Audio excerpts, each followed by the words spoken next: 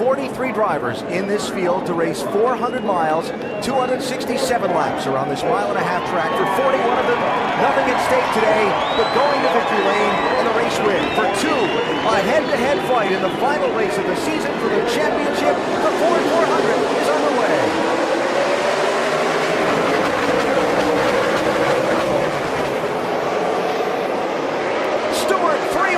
Turn one on the first lap.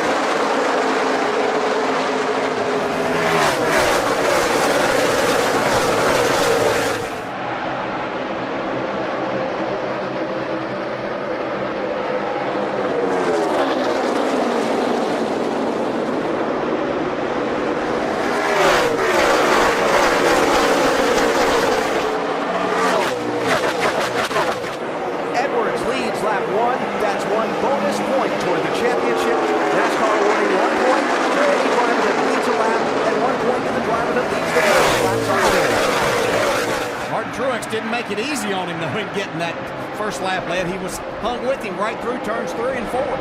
Side by side for third. Matt Kenseth in the 17. Kurt Busch in the 22. That's Jeff Gordon in the 24 going for a slide. It's not taking long. The one thing about this track, it doesn't have a lot of grip, so you're going to see a lot of sliding around. Even right off the bat with good tires, you can see right there Jeff Gordon kind of doing a slide job through there.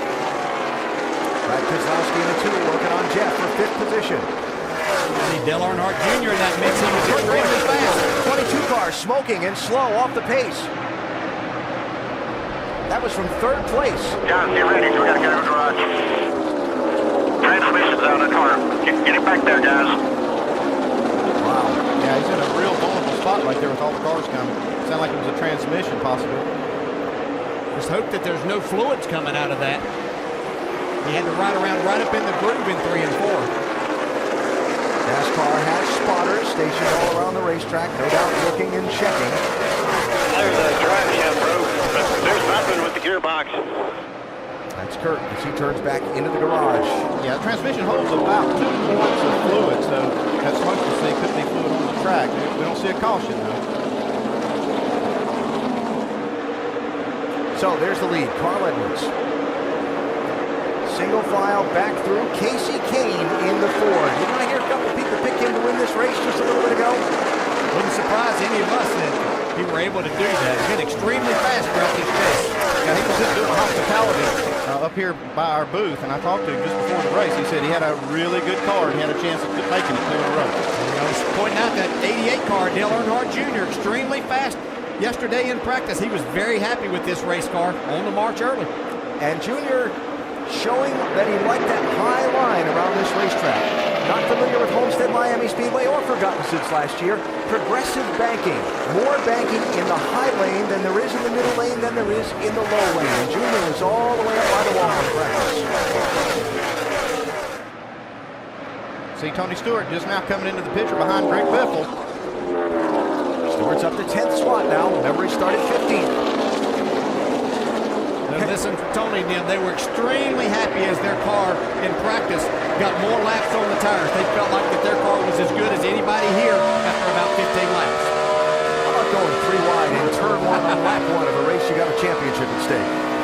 He said he wasn't going to hold back any, and he proved that right from the drop of the green flag.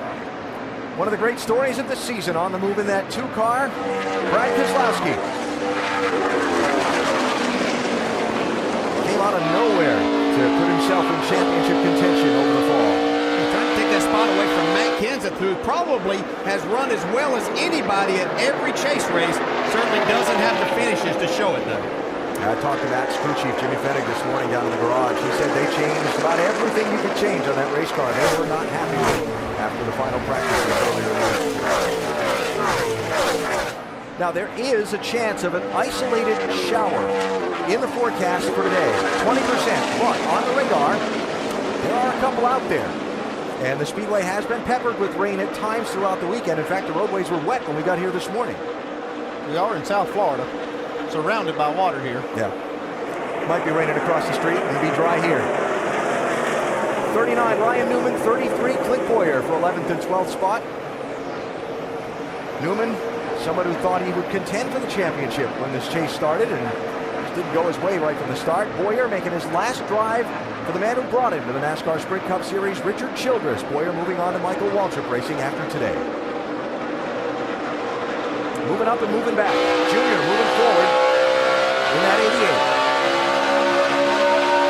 Well, it looks like that maybe Matt Kenseth is still going to have to make some adjustments with these changes they've made to this race car. Yeah, he must have had a good qualifying lap, a good setup for a single lap. But right now, put some laps on the tires. Looks like his car's sliding around a little bit too much. You see Junior working that high lane. And when that high lane's working at a racetrack, nobody runs it better than Dale Earnhardt Jr. We've seen him utilize that as well as anyone. As long as he stays calm, you can see him giving himself a little bit of room right there. It just seems that sometimes throughout the race, he may get in a little bit of trouble when he tries to get a little bit of extra, and that's mostly getting into the corner too hard. And the danger when you slip a little bit when you run in that very high lane. Not much room for error there. That wall is right there. It gets you in a hurry. So early in the going, Tony Stewart has moved up to 10th position from 15th starting spot. Carl Edwards leading the race while Kurt Busch already back in the garage. It was just 3 laps into the race when this happened.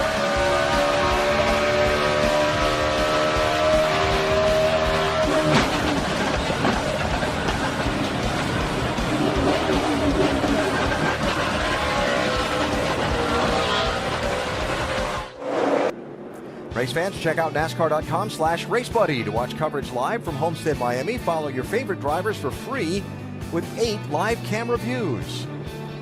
That live camera view tells you why we're under caution. Rain at the Homestead Miami Speedway. The leaders are on pit road 14 laps into the race. Carl Edwards, the race leader, brings them down. Most everybody's in. Vince? Tony Stewart is in. He says it's a little tight in the center on both ends, a little free on exit of 2. It's just a 2-tire change and a chassis adjustment for Stewart. Jamie? And the same for the 99, going to be 2 tires down and away. Quick stop. You see all the raindrops there on the chip camera. Race off. Carl Edwards gets it. Yep, we're going to see just right side tires for about all the leaders there. Yeah, just a few laps, 14 laps. Left side's probably look good. Just get 2 tires, maintain that track position, what they're after here. Harvick's team did a good job of gaining him 7 spots there. Yes, sir. I think some of these teams might have would have looked at just fuel, but in talking to some of the drivers that were in the Nationwide race yesterday, when they got just fuel and left those tires on, they had their hands full with the race car. So I think that's why they took the extra time to put the 2 tires on. All right, so while we're under caution, you saw the First Lady, Michelle Obama, and Dr. Joe Biden earlier giving the command to start engines. They are here watching the race today, and just a little while before they perform the Grand Marshal's duties, our Dave Burns had a chance to speak with both. First and second ladies, Michelle Obama and Dr. Jill Biden, are at their first NASCAR race this weekend. Welcome, ladies. Nice to have you here. Ms. Obama, I want to start with you. Tell us about the Joining Forces initiative that brought you here to Homestead Miami Speedway today. Well, Jill and I, because of our respect and love of our troops and their families, we're trying to rally the country to show support for these families who are serving right alongside of the men and women in uniform. We want to make sure that these families know that America has their back. So we've been working with the business community, with a number of sports leagues, with individuals, everyone's stepping up in ways big and small. And we're asking America to find ways to continue to show appreciation. So NASCAR has done a phenomenal job, and we're just grateful to them for all the work that they've done, not just today, but every day. So we're very excited to be here. Very good. Dr. Biden, I know your stepson Bo was deployed a few years back to Iraq. You kind of understand what these families are going through. What message do you typically bring to them? Well, our son Bo was deployed for a year, and I just want all Americans to know what it's like for a family of a deployed service member. And so I just ask all families to commit to an act of kindness for a service member's family. An act of kindness, how else does the average person get involved typically?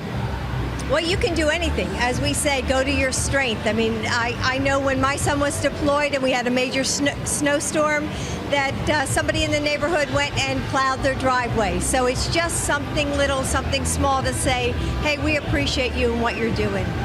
So, Ms. Obama, this is your first NASCAR race. Do you like the sound of loud engines and you like the smell of burning rubber? What are you anticipating about NASCAR today? It's awesome.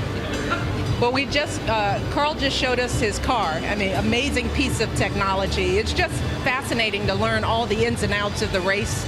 You know, how he gets water, what the seat feels like, what is drafting all about. There's a huge science behind the race, so I'm excited. I got a little tutorial, so now we're going to see whether we actually understand it. But this is exciting. I mean, it's not just the race, but it's families together. I mean, the fact that all the NASCAR drivers have their families here, kids are all over the place. I mean, that's another reason why NASCAR is such a good spokesperson for military families, because they're appreciating families and the work that they do. These drivers are putting themselves out every race, so they understand that there are risks that go along with the work that they do, and their families are right there behind them. So we're pretty fired up about seeing what this is going to look like. It's so great that NASCAR invited thousands of military families to come here today to this big race. So this is really what joining forces is all about, and then communities just coming out to support our military families and then to support NASCAR.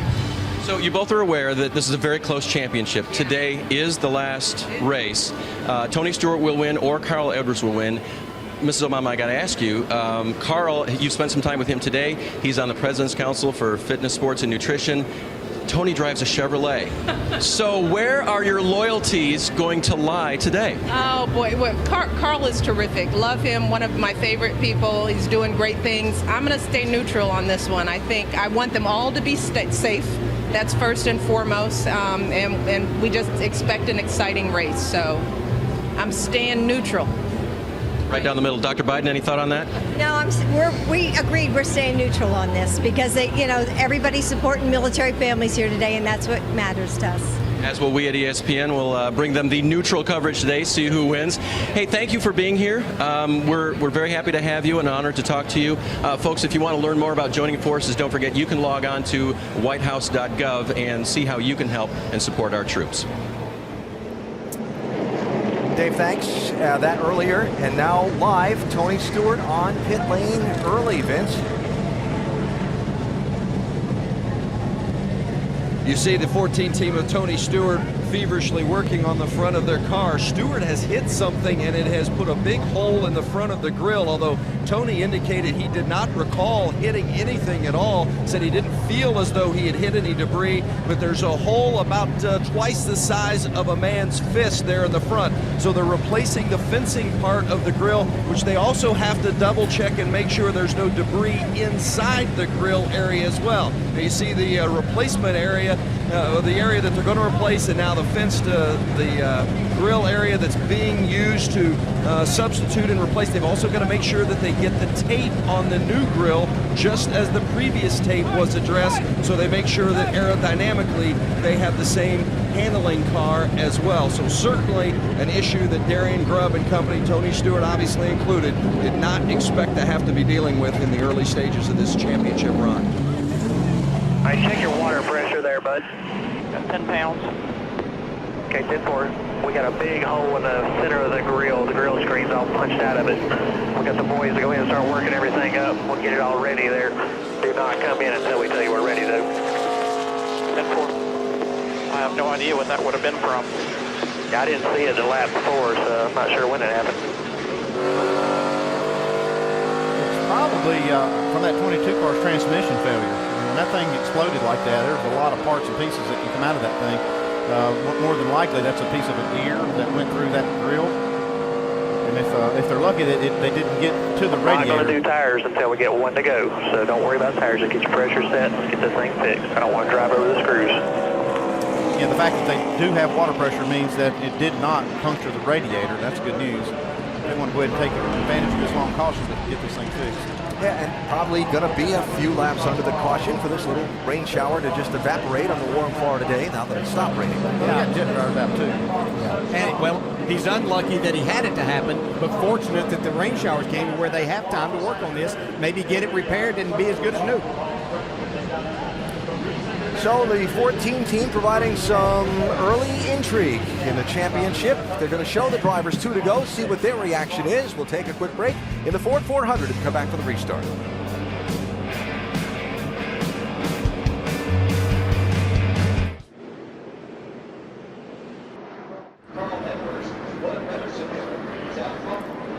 Homestead Miami Speedway, the Ford 400 wrapping up the first caution, which came out for a brief rain shower that peppered the racetrack. The leaders have all pitted.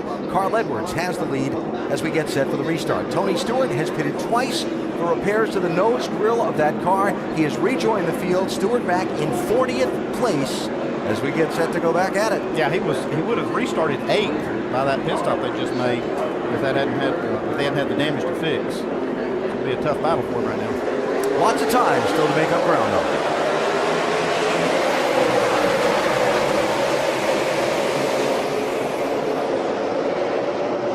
That's Ryan Newman, 3 deep on the bottom, turn 1.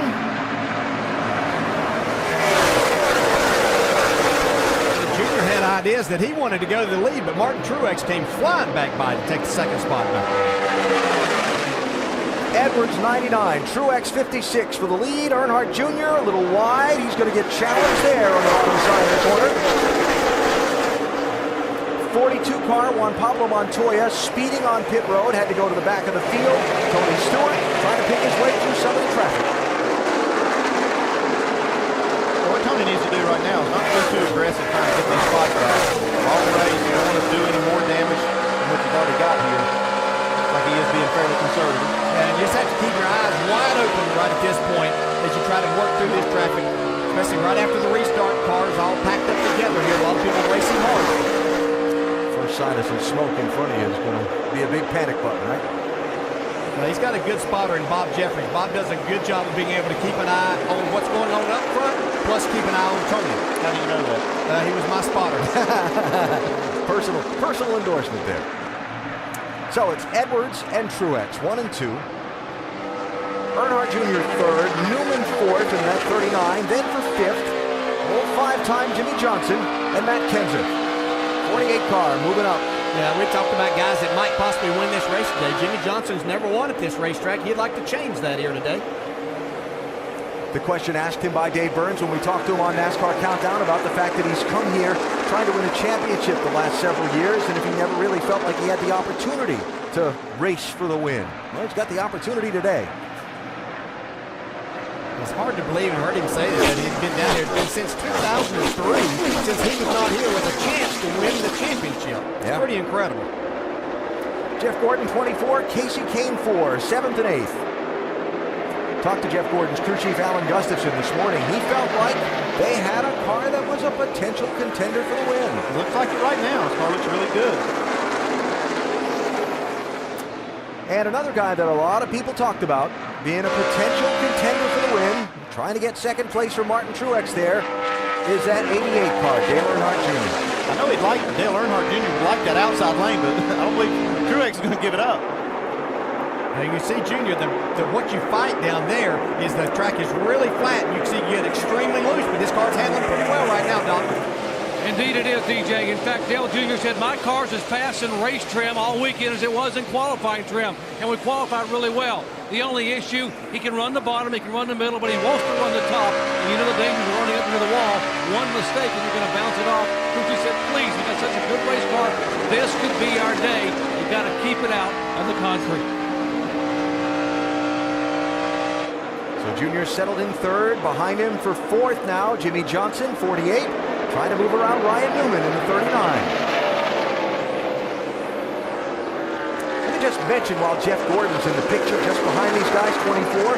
Gordon was one of 3 guys who were in the top 10 before the pit stop, where we saw most everybody take just right side tires, that took 4 tires on the pit stop and gave up some track position, but are trying to make it up on the extra fresh rubber here. Yeah, that could really pay off after you get about 20 to 25 laps on these tires. If we get a full fuel run, we can see this really work to their advantage. Yeah, especially now that he's already in the top 5. Gordon restarted 11th. You see him there running in 5th. Greg Biffle, one of the other guys, and Keselowski there, 16 and 2. That took 4 tires on the restart. Biffle was 9th. Keselowski was 3rd. Gave up the track position. Now trying to dig it back.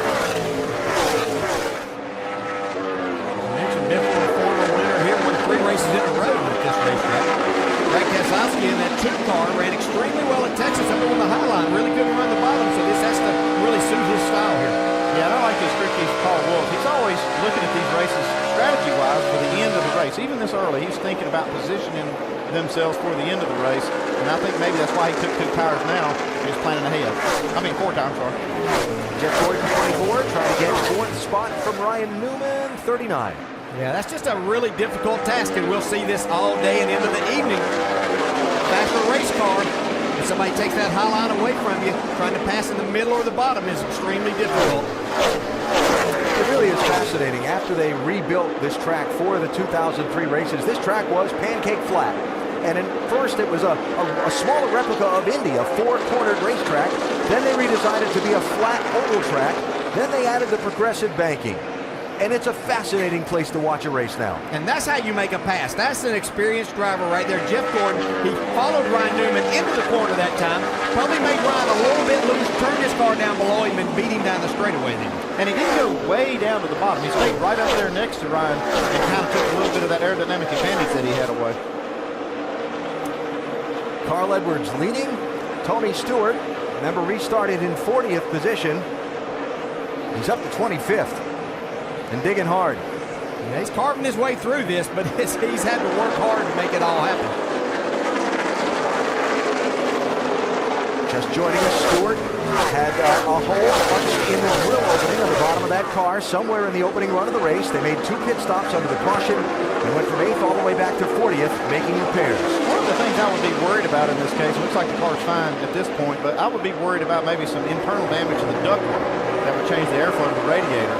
And you see how they've got the opening. Looks like it's about as good as it was to start the race. What are they saying about the car now, Vince? Well, Andy, they just took that new grill screen and placed it over the top of the damaged one. They say it did not damage the radiator. The water temperatures are good. In fact, Tony says the car is fast, and he added, they're going to feel really bad when we come back from this to win it, so his confidence isn't damaged either. They're going to feel like after we kick their ass after this. How about that? Stewart has been using his fast car to get this ground made up. He's also, well, let's just say, used the bumper when he's needed to try and dig his way up to some of the traffic here at Homestead.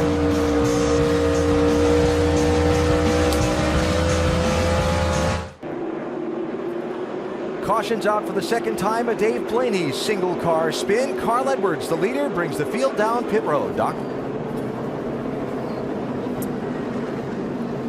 Left upper part of your screen, Dale Earnhardt Jr. back on pit road, 4 tires and fuel. Car really, really good. Just a little bit free on entry. Track changing very drastically. A lot of changes here with the sun out. Dave. Jimmy Johnson running 6th. Had a ton of grip the first few laps, then it goes loose. Wedge and track bar adjustment for the second time today. 4 tires. Vince? Casey Kane, upper right-hand side of your screen, loose on entry, 4 tires, air pressure, and a chassis adjustment. Jamie. Carl Edwards in the 99, little tight in the middle, little loose off. 4 tires this time. They took 2 last time, and they made a track bar adjustment. Vince? Tony Stewart, they're going to put a little more grill on the, a little more tape on the grill, trying to make sure it gets in the right position. They made a 4-tire change for Tony Stewart. You see, taking a little extra time to make sure they get that grill just right. In fact, the little front fender damage where Tony had made some contact earlier in the race, Alan. All right, Vince, thanks. So Stewart made up ground after starting at the back of the pack on the last restart, giving all that ground back up again for repairs. Here's what brought out the caution. Trouble in turn 4. It's Dave Blaney in the 35 car. Well, no harm, no foul.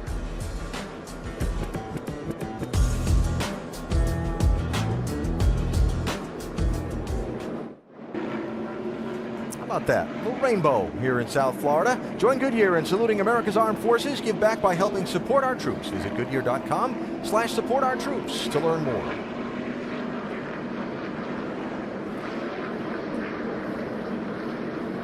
Getting ready to go back green from the second caution here at Homestead Miami Speedway. Carl Edwards slipped a little bit in the running order on this pit stop, pun intended.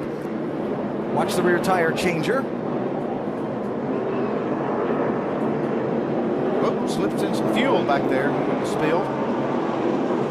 I've been a rear tire changer before, and I'll tell you, that's not fun. Easy to have people do. They made a nice recovery, though. He did. Leader is Juan Pablo Montoya. Did not pit under this caution. Remember, had a penalty last time. We're going to regain some track position in that 42.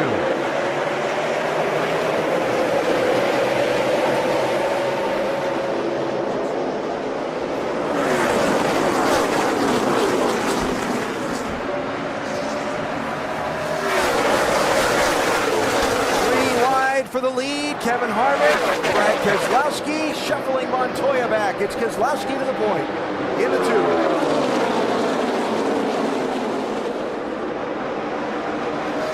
Here's Edwards. He's going to move through back to 3rd after losing a couple of spots on that pit stop. Brian Vickers up in there making that high line work for him, trying to go forward. Here comes Gordon to the inside.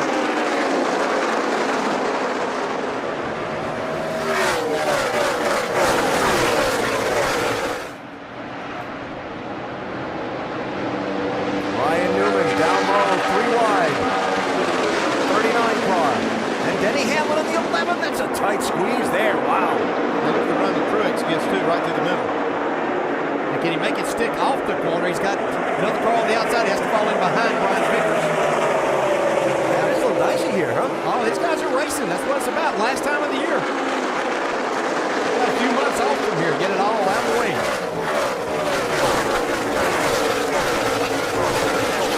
Montoya really struggling out there on these older tires. Yeah, tires at this racetrack will fall off and lose a lot of speed in the opening 10 laps that you're running. Tires are going to be very important for these restarts. I heard a lot of drivers this weekend as it started saying this track had lost a lot of grip. So the cars are sliding around, and when it does that, it makes tires real important. It's been 3 years since I was on it. It didn't have much then, so I can't imagine what it's like now. I was just going to say, we put a coat of pavement on you and leave you in the South Florida sun for the summer, and you'll lose a little grip too. Tony Stewart trying to make up some ground. 40th to 25th before the pit stop. Went back to 30th for the restart. Now it's up to 27th and trying to get a little more. Oh, got a little trouble off forwards. Trevor Bayne got in the wall right in front of Tony. 21 car. Oh, wow. Yeah, that was a close call. Trevor Bayne slipped up into the wall right in front of Tony. Edwards and Harvick, that's for second spot. Sorry, Andy. A lot going on all at once here. Hard to keep up.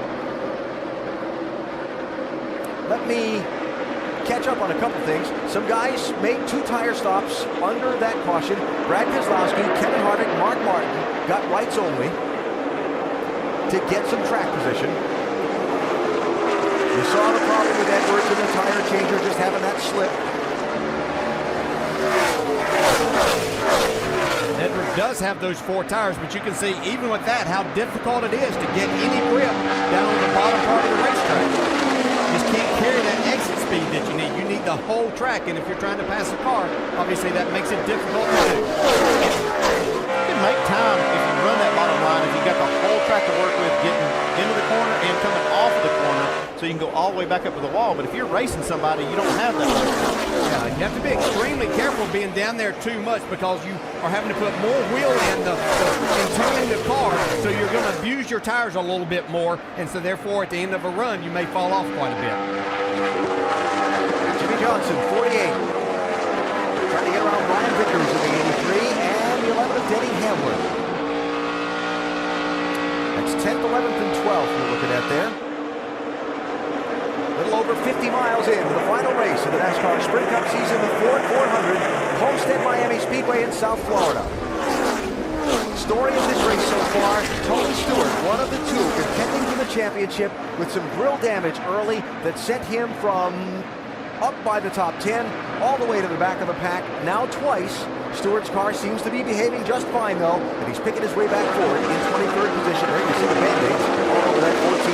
Yeah, they worked on it hard and got it running good, and I think that as we watch these guys battle up front more, that's 2nd, 3rd, and 4th that we have right there. But I think it's important that we point out that Tony's not too worried about Carl Edwards leading the most laps here today. As long as Tony can get to the front and win this race, then it doesn't matter. They would tie in points, but Tony has the tiebreaker by the most wins. Edwards gets through to 2nd. Bump, bump, bump on the right side of the screen there from Kevin Harvick. And as Harvick backs off to get his entry into turn 3, here comes Jeff Gordon to try and get 3rd in that 24. After he gave Carl Edwards a little calling card there with a little bump getting into turn 3. And look at Stewart, left side of the screen. Well, he's using all the racetrack to make these passes. That is fun. Stewart around Marcus Ambrose in the 9. Stewart up to the 19th now. That's 4 cars in the last lap he passed. Well, you know, I think one thing, Tony Stewart, and not that Carl Edwards doesn't either, commands a lot of respect out here because of the way that he races. And you heard him back a few weeks ago say that they've been playing nice all year. They're going to cash some tickets here, and that means he's calling in some favors. And I think that's how he's able to make some of these spots up, and people are just giving him a little racing. Besides the fact he's pretty good. Yeah. Talked about Trevor Bayne slapping the wall off turn 4 a little bit ago in the Wood Brothers 21. Watch how close Tony Stewart came to Bayne. Right there, he gets in the wall and it really breaks the momentum of Trevor Bayne's car. Right here, he gets kind of squeezed almost into the back of it. Clear. And for the lead, Carl Edwards, who has led most of the opening section of this race, goes by Brad Keselowski. We saw these two battle it out last night in the nationwide race. Keselowski's right on top of that one. Well, so far, what we thought would be really interesting Ford 400 has sure started out that way. Edwards back to the point.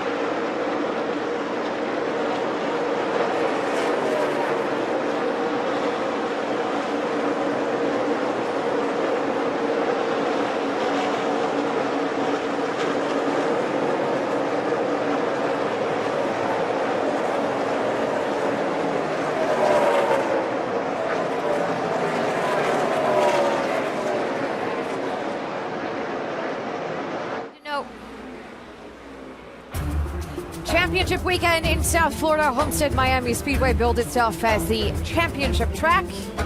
Tony Stewart, Carl Edwards, separated by just 3 points in a rough start for Tony Stewart.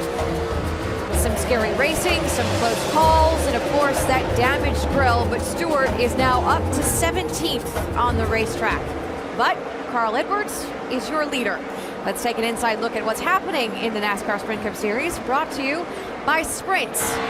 Once upon a time, in November of 2009, Denny Hamlin started 38th. He went on to win the race. Today's biggest mover, front runner at least, is Carl Edwards, leading 39 laps. Let's get a closer look inside the NASCAR Sprint Cup Series with unlimited access to highlights, news, and more. Go to sprint.com/speed.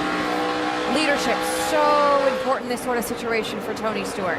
Yeah, and I think they're doing a great job. They did everything right, in my opinion. They repitted on lap 35. Stewart came in, to refix the front of the car, the grill, to make sure it's a perfect fix. Also to fix a little damage on the front of that car. They got to keep this car handling well. Right now it looks like it's in great shape. They're 100% prepared. A lot of racing left, long way to go, and I love the way Tony Stewart has responded over the radio. Very calm demeanor, calming his crew.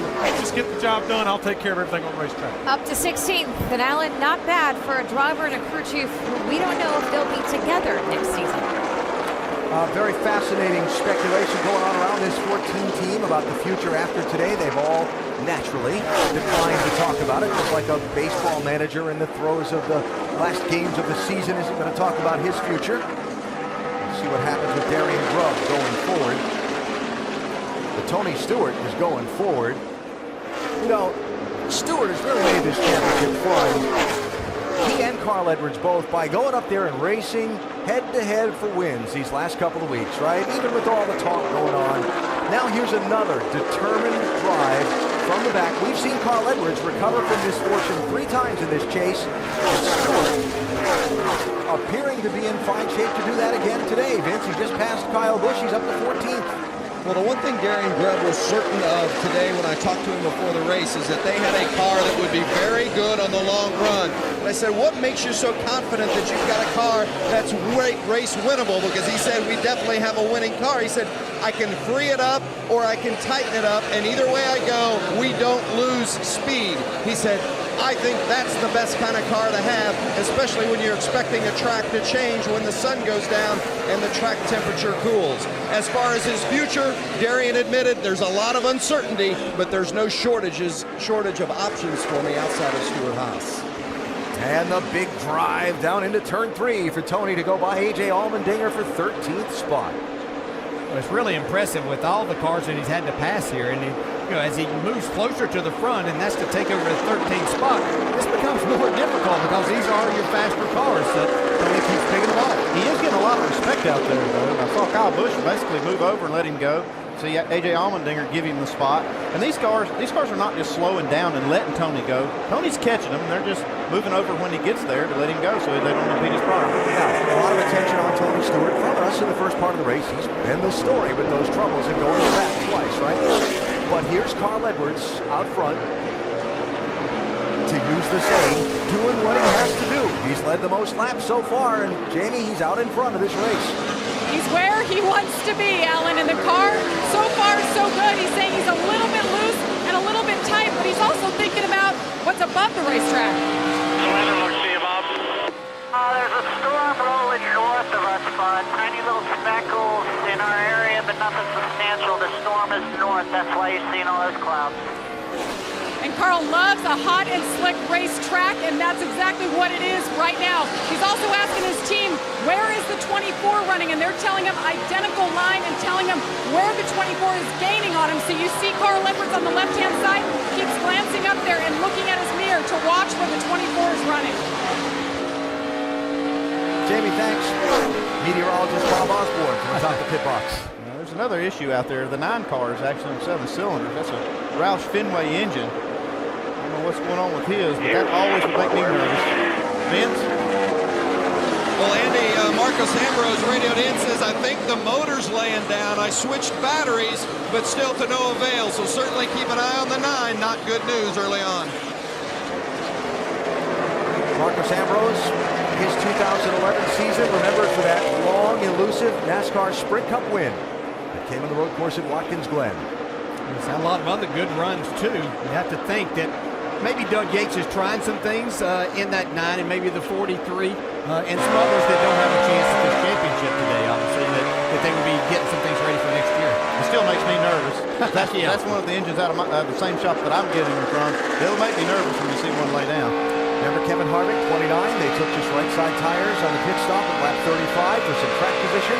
He is slipping back. He's racing here for 8th place with Jimmy Johnson in the 48. He was up there racing with Carl Edwards for 2nd a little while ago. He's one of those that took 2 tires on that last pit stop. Yeah, I'm just not sure that's going to be something that's going to work a whole lot here today. It may possibly, as we get to the time, sometime after 5:30 when the sun's going to set, maybe a little bit better, but I just don't see it working too well in these Cup cars that have over 200 more horsepower than what the Nationwide cars have yesterday.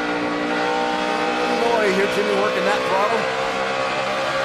Spent a lot of time doing that at this racetrack. What makes people like Carl Edwards and Tony Stewart so good here. Yeah, they've already slowed down about a second and a half or so from what they could run on new tires. So you can see just how much they would have to be pedaling right now. Whoa, whoa, whoa, whoa. That makes me nervous to see somebody driving like that through turn 4. Progressive banking at Homestead Miami Speedway, showing what it allows cars to do. All to the lanes of racing. Jimmy Johnson working on Kevin Harvick, trying to get that 8th spot away from him. And he'll try and try and try again and see if he can finally succeed. Carl Edwards out in front, about a quarter of the way into the Ford 400 at Homestead Miami Speedway.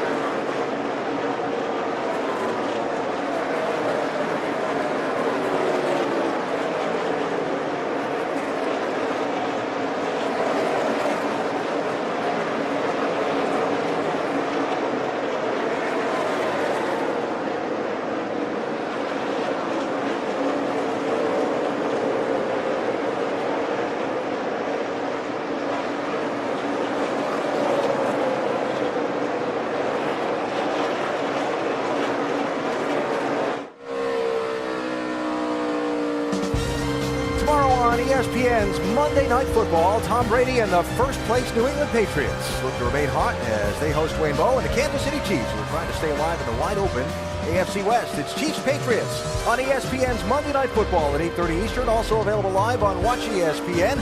Coverage begins at 7 Eastern with Monday Night Countdown, served by Applebee's. Who do you think's going to win that right now? I got the Pats. Yeah, fair to say that you'll be in front of the TV tomorrow night? As a New England guy, yes. And, of course, got some great Monday night matchups upcoming as well. How about the Giants and the Saints? Oh, yeah. Remember, quarterbacks there. Yes, sir. Eli Manning and Drew Brees. Hard to figure some of these matchups out in the NFL sometimes these days. Not hard to figure out this matchup. Carl Edwards leading the race. Tony Stewart recovering from early trouble. And the first real extended green flag run that we've had in the Ford 400 as we're just across 100 miles. Before we hit green flag pit stops, updates on some of the leaders as we go up to speed. Jamie? Well, Alan, as you documented, the 9 car is down a cylinder. Crew Chief Bob Osborne just told his driver, just keep your head up, be aware of it. And Carl said, what car is that? And they said the 9, so he's keeping that, filing it in the back of his head. Next pit stop, look for more wedge and an air pressure adjustment. Doc? And behind him, the 4-time champion, Jeff Gordon. He was the fastest Chevy in qualifying. He's the fastest Chevy in the race right now, running second. Jeff says the car, a little tight landing, a little bit loose off. They feel like they might have a good enough car to be a Hendrick has never won here at Homestead Miami Speedway. Jamie. Great day so far for Martin Truex Jr. Started on the front row, second, his best start here. His car right now, he says it's pretty darn good. The team has told him, you're the fastest thing out there. Keep doing what you're doing. Look for him to take 4 tires on this next stop. Behind him, the 88 car, Dale Earnhardt Jr., 8-time most popular driver. And folks, he thinks they got a great shot to get the victory lane today. On the last pit stop, after the last pit stop, he said the car got very, very loose, very free in, very free off. And even as loose as the car is, he is still very fast, running back in 4th position. Now back behind him in 5th spot is Matt Kenseth, who won here at Homestead Miami back in 2007. Kenseth this morning said the car was terrible in practice. Wouldn't do anything, would not respond. So made changes and moved it closer to the Carl Edwards setup. Now Kenseth has a pretty darn good race car. Alan? Doc, thanks. A couple of early takers in the exchange of green flag pit stops. Mark Martin has just been in. David Reagan is leaving pit road. Paul Menard is in, and you see Kevin Harvick and Clint Boyer making stops. Doc? Kevin Harvick third in the chase points and come on pit road now the last time and put right side tires on it. This time they're going to try to tighten the car up with a little free on entry, a little free on exit, air pressure change, and track bar. Dave. Clint Boyer gave up the 9th position. He said the car was too tight in the middle, too loose off. They made adjustments for that, Vince. Well, the 16 of Greg Biffle is in. They had some issues earlier in a long pit stop, had to come back around a second time. Says the car's a little loose off. They're going to go down 1 round on the track bar, 4 tires and fuel. Jamie? And Brad Keselowski getting the countdown into his pit box, the number 2 car. Says the car is pretty good. They took 2 on the last stop, right sides. Look for 4 this time.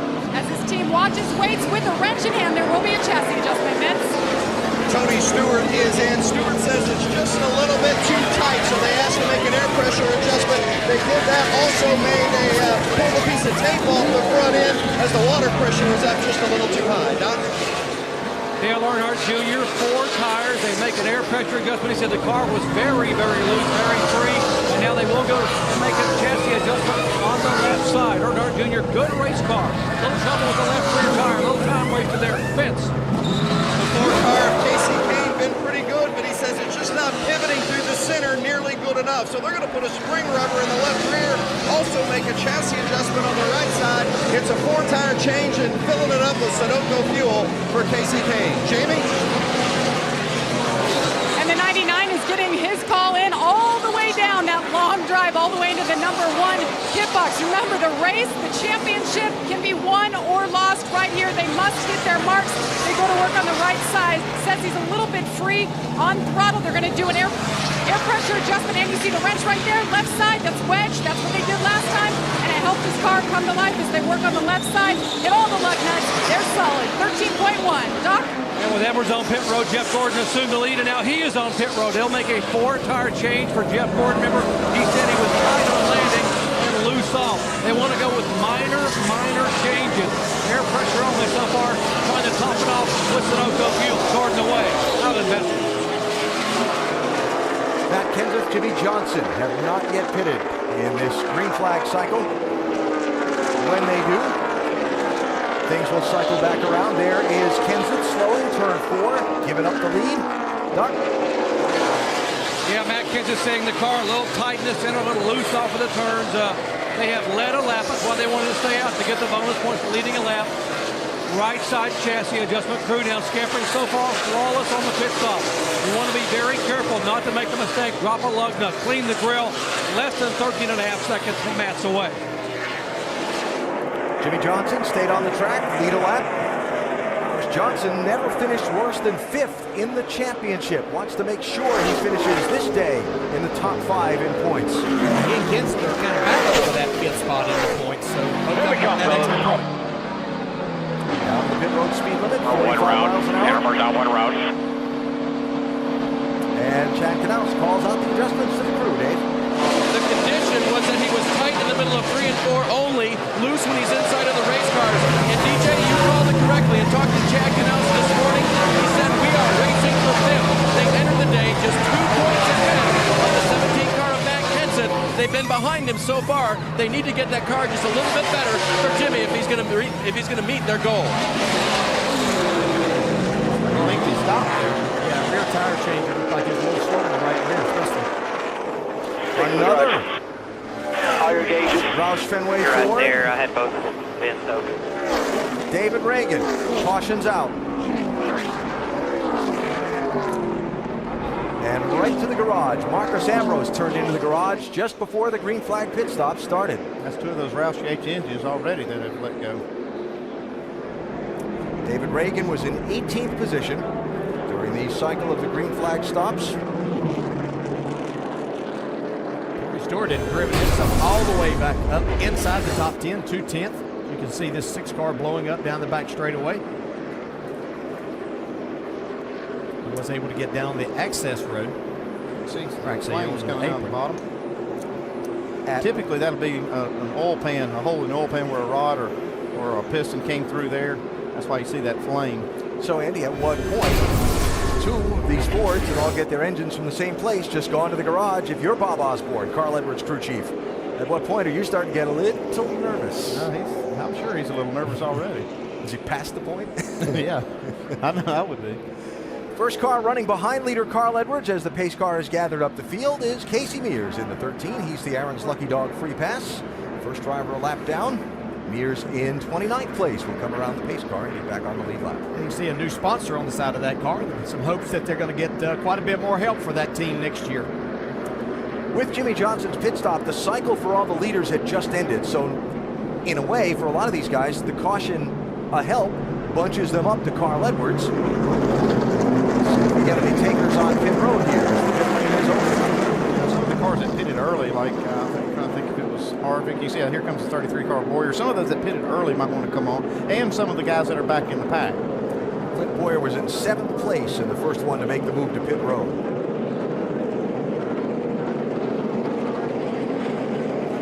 How about it, Dave? He was loose off the corner. He was tight going into the corner, so they're going to change right side tires. They'll put the track bar down to try to help that handling. The 4 car of Casey Kane, they're going to try to unhook that rear bar. Going to put 4 tires on it, put it on a shorter rod in the rear. Just not happy with the way it's handling through the corner and pivoting that turn. So major change for Casey Kane here as they take a bigger swing at it. Double checking, making sure all the fenders are right, getting the top, the fuel topped off. And we saw this team make a big change under green. They looked like putting a spring rubber in the left rear. Now you see them under the car, possibly messing with the rear sway Leave it bar. unhooked and come back around, you know what I mean? Where's he at now, Cole? Just halfway down the back. So some big work going on there for Casey Kane by his pit crew. Jumping off point for us to tell you about the AT&T Fastest Pit Crew of the Year award. Kevin Harvick's team currently in the lead. You can help determine the standings. Vote from your AT&T phone by texting the car number to 234567 for the pit crew you think is the fastest and most valuable. Carl Edwards' pit crew kept him in the lead after a just completed round of green flag stops.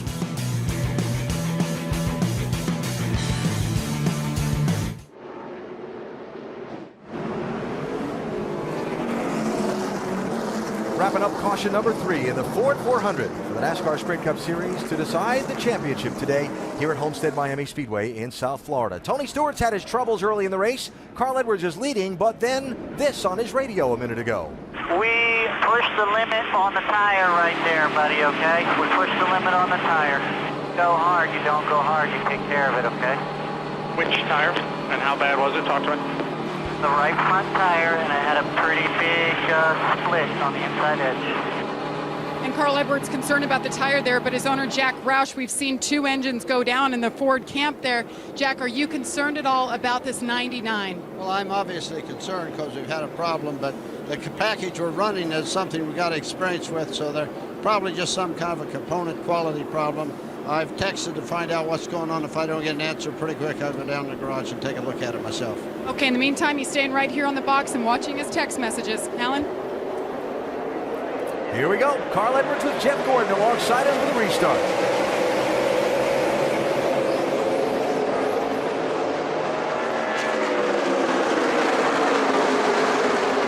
Oh, Tony Stewart. Had a little bobble there on that low line. Kyle Busch did a nice job behind him to keep him running over him, it looked like. I'm not sure Tony got his tires cleaned off really well there. It looked like whenever he drove down the corner, it didn't go where he expected it to. But everybody got away clean. Look at this, 4 wide. The situation we had there was a lot of these cars stayed out with the hot tires and had that speedy dry on the track to clean up the mess from that blown engine. And it's really hard to get the tires clean in that situation. That is dicey. Clint Boyer, 34th car, gave up 7 for the pit stop. He was 17th for the restart. That's 5th place, Dale Earnhardt Jr. in the 88, and Matt Kenseth in the 17. Got Ryan Newman right behind him. For a team that's 17, that said their car wasn't very good and they threw everything at it, they must have hit on something. Yeah, that's why you throw everything at it. Not good. And it looks like they have it.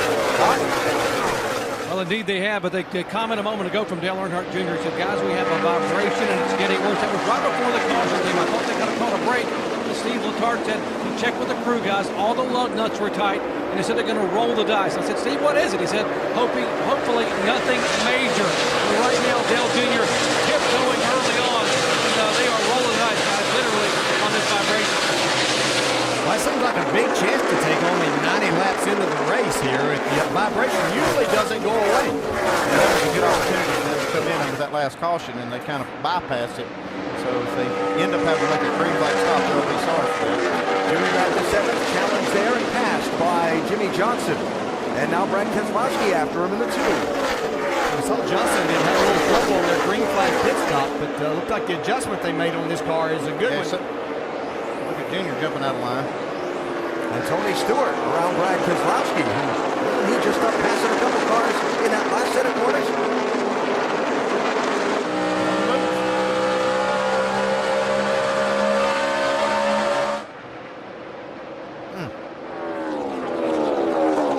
A lot of things going on here. Guys on different tire schedules. Sun beginning to set. Sets at 5:30 Eastern time, about an hour away. There is some overcast now. Track temperature changing. Conditions changing. Drivers, in some cases, finding out by feel at 170-something miles an hour whether their cars are agreeing with these current conditions or not. He's got a problem. Yeah, he's not happy with what he's got here right now, and I think he's frustrated maybe that they didn't take the opportunity to pit and make sure that this wasn't a tire issue or something. See Tony take a spot. I'm sure that one was given pretty easy. From his teammate Ryan Newman, Stewart up to 7th place in the 14.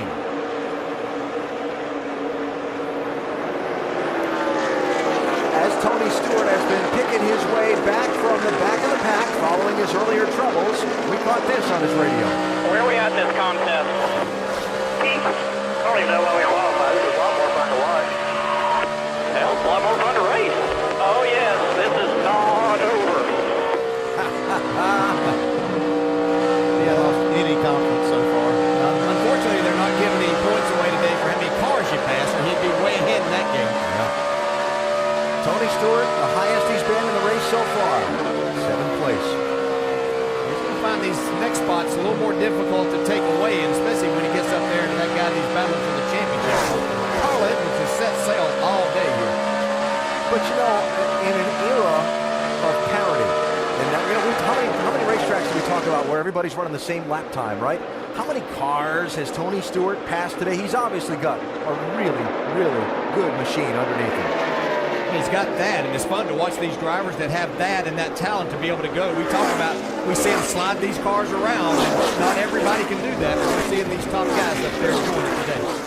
Stewart up to 7th behind Carl Edwards, who has led the most laps so far in this race and continues to lead the Ford 400.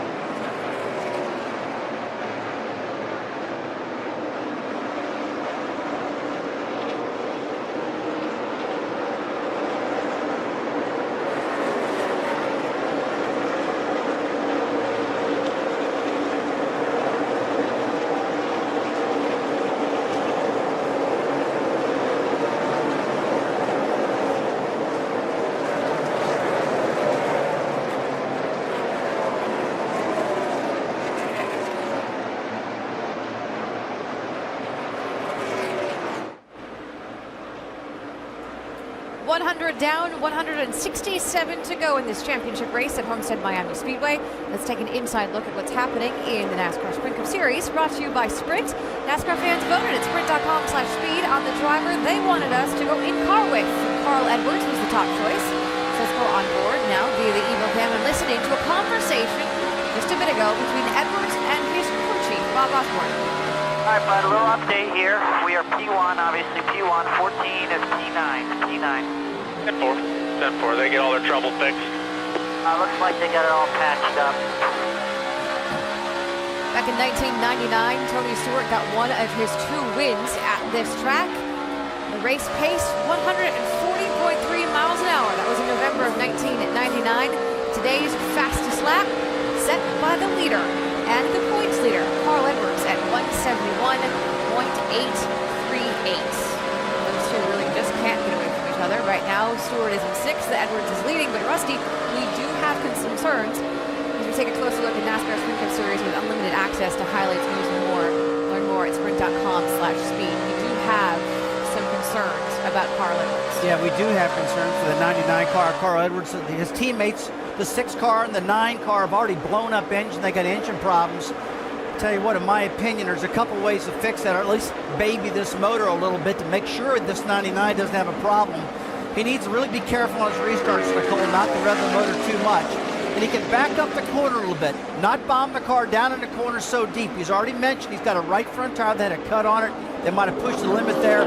It's something they need to work on there. As we're watching the 48, it looks like an unscheduled pit stop now, guys. Watch your oil pressure. All the vitals are fine, temps are fine. The throttle feels weird. I don't know if something's in the airbox or caught in the airbox.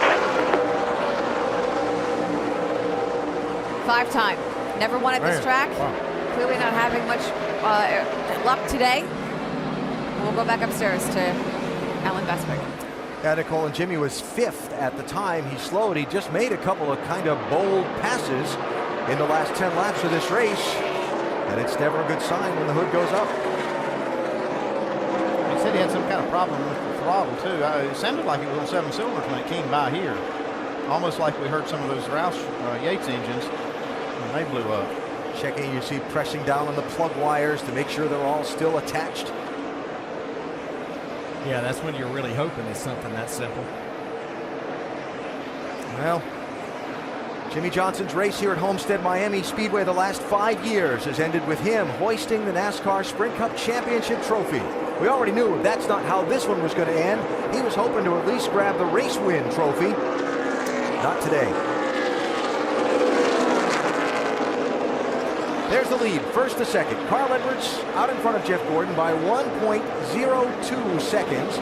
NASCAR officials keeping an eye on a shower that is visibly closing in on the turns 3 and 4 end of this racetrack. Not a heavy one, but it's out there. We can see it. We can see it just off the speedway in turn 3 and 4. Look right at the top of that shot right there. There it is, right across the lens. Caution for rain. Sorry, Dale. Caution for rain. And you got to be careful when you got guys running at 170 and 80 miles an hour when you can literally see the weather coming. You can see it coming, and you can't put these drivers in that position. These tires have no grooves on them. They are slick, and it only takes a little bit of moisture. This place is slick enough already. Check it out. Got a rainbow. But see on the left side of the screen here, that's literally, you could see like the curtain of rain coming down. It's hitting hard in 3 and 4 now. You can see it on the wind. The track's getting soaked. Looks like it's just going to be local. I don't think it's going to get the whole track. Looks like it might just get turn 3 and 4. That's Florida. Lived in the Sunshine State for 10 years. You could literally watch it pouring on your neighbor's house and be sitting in your front porch in a chair and be bone dry. And getting a suntan. Yes, sir. So just past 150 miles, caution for the 4th time, 2nd caution for rain.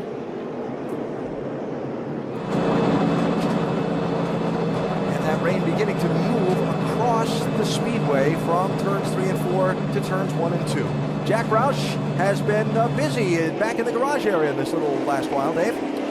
Alan, he walked all the way from the head of pit road all the way back to the 6th garage where he talked with members of his engine department about what happened, and the crew chief, frankly, Drew Blickensderfer, about what happened on the 6 car. I asked Jack, did you get any information that would be definitive and help you with the 99 car this afternoon? He said, we believe it was a bearing issue. That is a random issue. It's something they dealt with earlier this year, really had nothing to point to. So in his mind, they don't see the same thing possibly happening to this car. Well, they've only lost 2 engines in races so far this year of all of the Roush Yates cars. So it's kind of unusual.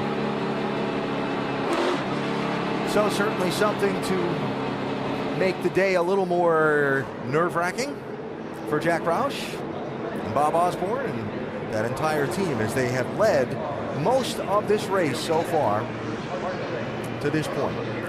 Pace car bringing the field down pit road, the shower literally moving across the speedway from one end to the other, and the track surface has been wet. And so the field will be brought down the pit road, cars shut down, and car covers placed on them, and already the jet dryers have been sent out onto the speedway. That's how quickly we expect the shower to pass and the racetrack to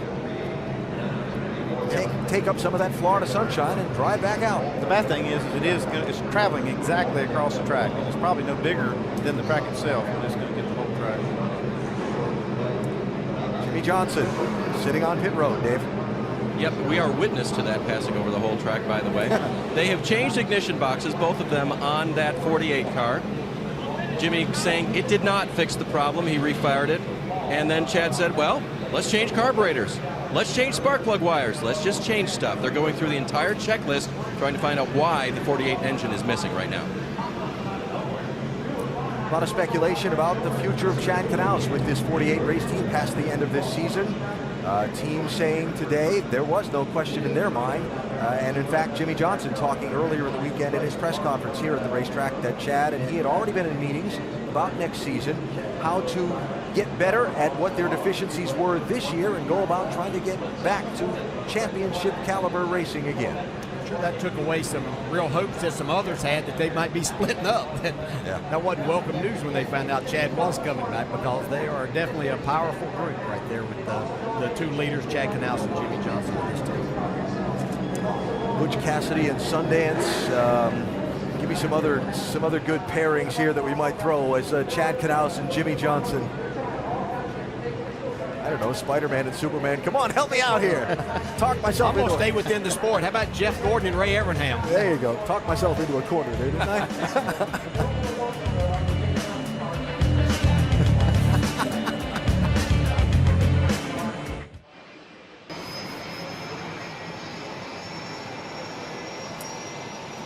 You saw in NASCAR Nonstop, race leader, championship leader, Carl Edwards coming back from the infield and climbing aboard his number 99 Ford in the number 1 position as we get set to resume racing. From an hour plus rain delay, Tony Stewart sitting in 5th position, having made quite the recovery from some early race troubles here in the season-ending Ford 400. Some special dignitaries starting the race. Start your engines! First Lady Michelle Obama, Dr. Jill Biden, the Second Lady, giving the command to get this race underway. Early trouble for Kurt Busch. Broken transmission right off the start. That's not good. 22 car spent 47 laps in the garage. He's back on the track, running in the 39th spot. Tony Stewart found some early trouble also. Yeah, it could have been some of those parts that came out of that transmission of the 22 went into the grill. You can see the damage that it did. They had to replace all of this. Tony went all the way back to 40th place, has recovered to 5th. Carl Edwards, meantime, has had no such troubles. Started on pole, has led 87 of 109 laps, is the race leader presently. I don't think he's been any farther back than 4th in this race under green. While Carl was out front, Tony was on the charge. Been passing cars all day long with that damage on the grill. Had to come back in a couple of times to fix it. He's had no trouble driving that car up into the top 5 so far. Little concern in the Ford camp when both David Reagan and Marcos Ambrose had engine problems and went to the garage. We heard from Doug Yates, the man who heads the engine program for Roush Yates Engines, said that that was a different engine package in the 6 car than Edwards has under the hood of his 99. That basically the major stories of the race leading up to the rain that stopped this race. at lap number 109. You see the clouds scattered about the area, but the track just about finished being dried. Lights are on, and we're set to go racing once again with still the second half of this Ford 400 yet to go. A lot of racing left to do. A lot of racing. Yeah, this is a long time. We've got 25 laps before we get to the halfway point here, but this is by no means over, and you heard how confident Tony Stewart has been and thinking that he's got himself right back in the middle of this. He's very confident, but what they're going to face when they do go green is a track that's completely different. We actually had some sun on the track, even though we did see the rain. And now we've got it's totally dark. We've just had the track drivers out there blowing the track. So this track is going to be quite different for these teams. There may be some teams that have to make some adjustments for it. All the rubber that was laid down by the cars under racing conditions in the first couple of 100 miles washed away. It didn't rain for long, but it rained plenty enough. A lot of big challenges for the teams. And what about mechanically for the car itself? Running in the heat of the day up to racing temperatures, now sitting there, cooling off essentially while they dry the track. Now it's going to get heated back up again. Well, it is a concern. I mean, anytime you run these engines through heat cycles, there's, potential issues. Like we've heard a lot of guys say, there's nothing you can do about it. They just got to go out there and crank them back up and go racing. But you always worry about these rain delays and starting the engines back, and especially when you see some engine problems that we've seen at least on the Fords and even on the Chevys. We saw a little problem with Jimmy Johnson's engine, and that got to have Tony's bunch a little bit on edge. Yeah, and I would have to bring back up a point that Rusty Wallace made earlier on about as we get into night now, the track is going to be a little bit faster. It's still very slick out there, but they're going to turn some more RPM. So as a driver, you're going to have to monitor that, and that's something that you can do. When you get to that RPM that you want, just hold it right there and ease out of the gas and maybe not attack the corner quite as hard until you get to the end. All right, so that's the mechanical part of the rain delay. Let's talk about the people part. You get in there, you're Carl Edwards, you're Tony Stewart. Tony, we've seen him do nothing but be Charlie-go-lucky so far in this race. What me worry? But Carl has been the leader. He's been out in front. He's been leading laps. He's had some things to worry about with the engines on the other cars. A right front tire problem reported by his team earlier. How's this rain delay affected the guy on the left?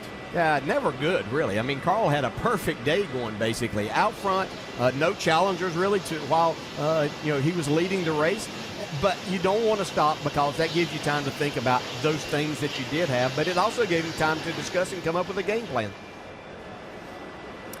Word going down from race control, start those engines. They're going to put the cars back on the racetrack, and we're going to get this thing back going again very shortly.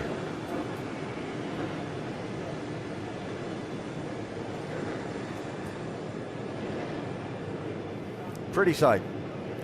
All lit up for night racing. This Homestead Miami Speedway, looking down from our aerial coverage provided by Goodyear. Join Goodyear and NASCAR in saluting America's armed forces and give back by helping support our troops. Visit Goodyear.com/support our troops to learn more. Goodyear, the official tire of NASCAR.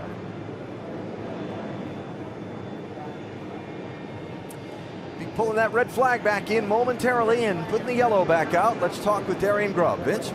He's the crew chief for Tony Stewart. And Darian, you guys have managed to keep this car in one piece so far today, but what do you expect now that the rain delay has ended, the rain's washed off the rubber on the track, and the sun's gone down? Track conditions is going to change a lot, but it's going to do it for everybody. We obviously got a fast race car, go from the back to the front twice, so we'll kind of play slow with the adjustments here and see how the track comes to us. Thanks, Darian. Jamie? And Bob Osborne here, ready to go as well. What's the plan now, Bob? You guys are kind of right in that window. You're going to need to pit soon. Yeah, we got plenty of laps on the tires, so sounds like they're going to run us around the track for a few laps to get pit road cleaned up, and then they'll open pit road and we'll come down and do it. Any adjustments planned? Maybe. Maybe? They've been doing wedge adjustments all evening, Alan. I would not want to be in a poker game with either one of those guys, Darian or Bob, that's for sure. You could bet they'll be adjusting to the changing track conditions we just talked about. Just under an hour and 15 minutes was the red flag period, but the red has been withdrawn, the yellow is out, and the pace car leading the field of cars back onto the racetrack to resume this Ford 400. Now that the red is withdrawn, Jimmy Johnson's team can resume working on the 48 car.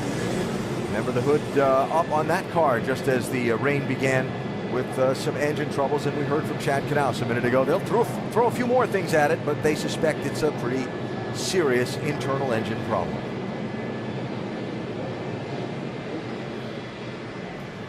As we get set to cross halfway in this Ford 400 for the NASCAR Sprint Cup Series, the race that'll decide who's champion. Edwards the leader, Stewart running 5th. 2 of the 4 cautions have been for rain. Edwards has been the dominant driver on the night, out in front for almost all of the green flag laps of this race. And of course, Carl Edwards with a lot of success at this racetrack, but not yet a NASCAR Sprint Cup champion, hoping to turn more success at this racetrack tonight into his first championship at this level of competition. And certainly his sponsor and manufacturer supporter would really enjoy that if it came in the Ford 400.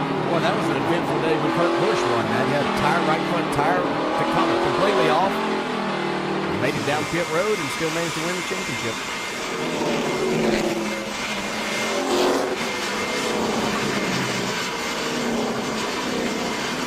Tony Stewart, winner of 4 of the 9 races in the championship, and those are his 4 wins this season. Winless entering the chase, but made it barely. Yeah, he fixed that once he got in the chase. Didn't waste any time, did he? Trying to overcome past history as well. Nobody's ever gone winless in the opening 26 races and won the championship.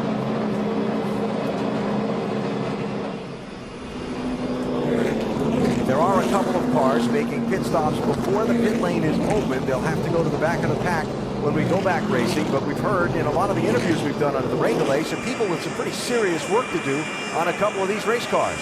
Yeah, we know Casey Kane was talking about they needed to come in and make a major change, but we see Trevor Bayne also in there, and he was all the way up to 11, so it's kind of surprising to see him on pit road before the pit road opens because they'll have to go to the rear. They're still working on Jimmy's car, trying to diagnose this problem. It looks pretty grim, but they're going to keep working on it and see if they can figure it out. And NASCAR continuing to work on drying the racetrack a little bit before they'll open the pit lane. They've also got some of the jet dryers on the pit lane coming counter to the flow of the race cars on the pit lane to try and dry that up before you put race cars. I mean, think about it. A race car is still doing 45 miles an hour on that pit lane. You don't want to do it with a treadless tire on a damp surface. Yeah, and they weren't able to do any track drying on pit road with the car sitting there. So get them out on the track and they let the drivers come up and down pit road. Then they'll have a safe pit road for everybody. And there are those jet dryers working backwards up the pit lane, and that's why the pit road remains closed at this point. Pit crew's ready to go to work in just a moment. Give us a minute to tell you about the AT&T Fastest Pit Crew of the Year Award. Fastest Pit Crew determined by the winner of each race, the fastest pit time, and you, the fans, vote. Kevin Harvick's team will win the AT&T Fastest Pit Crew of the Year Award. Congratulations to them, and thanks to you for participating. Yeah, congratulations to all the Richard Childress team over there. Good job, guys. Yeah, they were a big part of getting Kevin Harvick in this chase and having a great opportunity to win a championship. Just had a few bad breaks along the way, but nothing that they did. They did a fantastic job. Can't win the championship tonight, but could win the race. Harvick running in 3rd position, shutting it off and coasting. I don't know why. They're getting ready to make a pit stop, fill it up with fuel, unless they feel like they're about to run out now. Not knowing exactly how many laps they'll run under the caution here before they open pit road. Yeah, and pit road's going to be closed for a few more laps. What's Carl doing? Giving the back of that pace vehicle a bump. So while it's going to be a couple of more laps before they open things up, how about a chance to talk to our in-race reporters for the day? Hey, Carl, Dale Jarrett, ESPN. You have a copy? That's you, Dale. Carl, you were in the Nationwide race, which was under the lights last night. Did being in that race going to help you to know kind of what adjustments you may need to make to your car here? Yeah, I think it helped me a little bit. Mike Beam and the guys in the Fastenal Mustang compared notes with Bob, and I think it could help. You know, it was a nice little intermission too. Got some popcorn and got to hang out with the family a little bit. This will be pretty fun. Well, you've been extremely fast all day. You said coming here that this was your best racetrack. Nothing so far to tell anybody any different, right? Yeah, we've been really fast. You know, the track is going to change, though, and Bob and the guys know that we can't rest on what we've done so far. We've just got to go out, adjust this Snap-like Fusion, keep running hard and, and just win this thing. Okay, Carl, thanks for talking. Good luck the rest of the race. Thanks a lot. While Carl has led most of the lap today, Tony Stewart has passed some 49 cars after his early trouble to get up to 5th. Tony Stewart, Dale Jarrett, the ESPN. You have a copy? Yeah, bud, where you been? Well, just hanging out, watching you walk up and down pit road. Looks like you're still pretty loose, buddy. I should be. We passed about 85 cars already today, so it's not exactly how we had it planned, but we're back in the top 5 now, and that's something I'm pretty proud of. These guys on this Office Depot Mobil 1 team have done a great job. Durden's been doing a great job of leading them and keeping them calm. All right, Tony, thanks for talking. Good luck the rest of the race, buddy. All right, man, thanks. All right, bud, hit the road. There's the word from Darian Grubb before I even said it. Pit road's open this time by. Another chance for the crews to go to work here. Stop's going to be with 154 laps to go. It is Edwards, Gordon, Harvick, Truex, Stewart, your top 5. Doc? And the track has cooled off. Rubber's washed away. They think it's going to get a little bit freer. They're going to put a half around in the left rear for Jeff Gordon. He said, by the way, I think we're going to be really good now with the track. Kevin Harvick below him pitting right side tires on his Chevy. He's been tight in the middle. This track change should help him. Vince. Upper right-hand portion of your screen, Tony Stewart. Crew Chief Darian Grubb said, I don't want to make major changes because we're not sure what the track will do, so they'll just make a slight air pressure adjustment. Jamie? Carl Edwards, too, said that it's going to get freer. 4 tires and another wedge adjustment. It's been the same adjustment in that left rear all night long. They continue to work, wipe the grill. Down and away, 14.5, a little bit longer. Jeff Gordon wins the race off pit road. Actually, it's Kevin Harvick. Yep, it is, Jamie, because they took just right side tires on that 29 car. That's just interesting. Yeah, it is. I question that call. Surprising, a lot of laps they got. Plus the car sitting there, the air pressure goes way down. You're really not sure where that's at. Yeah, I'd rather have 20 tires on it right there. I don't know what that call was for, but you probably just want to try to see what their car will do with clean air on the front. A couple of other quick stories to follow up on. There's Jimmy Johnson back on the track, Dave. Yes, he is, Alan. Apparently it was the carburetor during when the caution flag came back out. They replaced the carburetor. They fired it up, and Jimmy radioed in. It's running right. They also very carefully, while the guys were under the hood, changed 4 tires and sent him back out there. So not all lost for today. And if internally everything is okay, I guess that's the other question. The carburetor did help, but there still may be some internal issues. We'll keep an eye on it. Okay, Dave, thanks. But as you saw a second ago, Jimmy Johnson 5 laps down in 36th place. They'll be looking to take some wave rounds when they can, if they can. If everything's fixed. Greg Biffle stayed out to lead a lap, now comes down the pit lane in that 16 car. Yeah, it looks like they're doing some work on the front end of the car, and that's probably why they stayed out to lead the lap and come in and do this work, because they knew they were going to give up all their track position anyway. Biffle in a battle for that 13th spot in the points. But Greg's the one that told us earlier he got some oil on his windshield, had some trouble with visibility driving into turn 1, and got that damage. See something that he hit. Yeah. Speaking of hitting, yes, those are feet hanging out from the back of the 21 car. Yeah, I don't know what they're doing. They had a really good car. Had driven the thing up to 11th and decided to make that pit stop, and they did it early, so they'll have to start in the back on this restart. And when the caution came out for the rain, Bobby Labonte got back on the lead lap. Got the Aaron's Lucky Dog free pass, was the first car a lap down. Looked like some major adjustments on that car as well, but Bobby's back on the lead lap. It's going to show in about 29th position. a lot of these teams working on maybe where the rear bar is on these cars, and it's a rear anti-sway bar that they use instead of putting such stiff springs back there. That's what it looks like. I mean, when they're laying under the car, it looks like they're either unhooking or hooking that bar up or making a change in it. You know, they've got different ways that they can actually attach the links that'll change the stiffness of it. Going to see the 34 and 71 past the pace car there. Wave arounds to get back on the lead lap for David Gilliland and Mike Bliss. And Kevin Harvick, now the leader, comes up behind the pace car and chooses the inside lane for the restart. Just two right side tires changed by the 29 on this stop. And look at how this is going to shake out after the pit stops. Who's going to be side by side in the second row? Well, we had to know that was going to happen here shortly. How about it? Strategy on the 29, Doc. Let's find out why. Gil Martin, why the two tires stop on it when everyone else, almost everyone took 4? Well, with the Budweiser Chevrolet, it's been pretty good tonight. We just decided we'd try it now to see how it's going to work out for later. If it doesn't pan out for us, we'll see how it is at night. But I'd rather try it now than do it later and it mess up. So we'll see how it works out. A lot of laps to go. Okay, little experiment early here. 2 tires only for Kevin Harvick, puts him up front.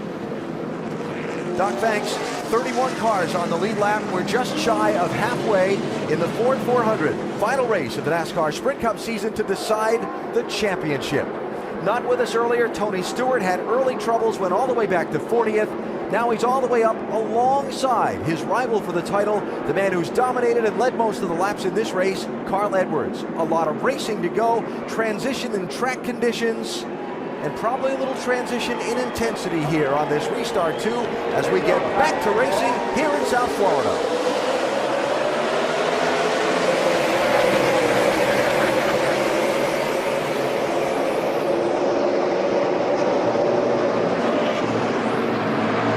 Edwards runs up on the back of Harvick, who had to hesitate for a second. Stewart goes flying. Boy, Stewart's really got these restarts down pat lately. He was ready to go there. First time he's been in front of this 99 car all day. 3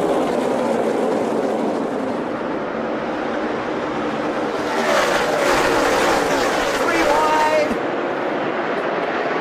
Denny Hamlin on the move in the 11 car. Edwards and Harvick. Side to side there. Yeah, a little disagreement over space. Here comes Truex in the middle of the two, trying to separate that.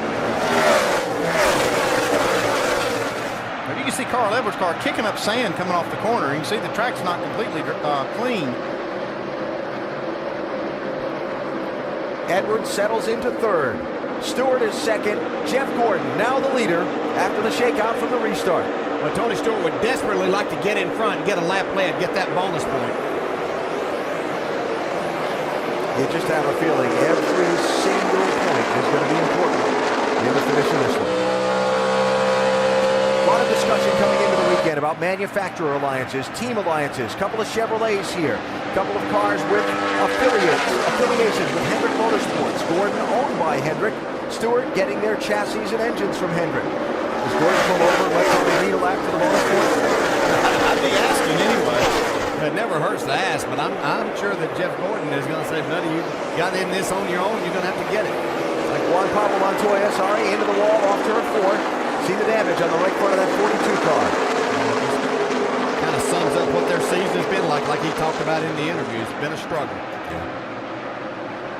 I'm not sure that Tony Stewart's going to need Jeff Gordon to pull over. Looks like he's going, well, I don't know, maybe that's exactly what's going on though. Tony ran him down pretty good. That lap. Didn't give it to him, though. No, he got back to the gas awfully hard to be letting him try to lead a lap. I think it's just a matter that Tony's car is really good here.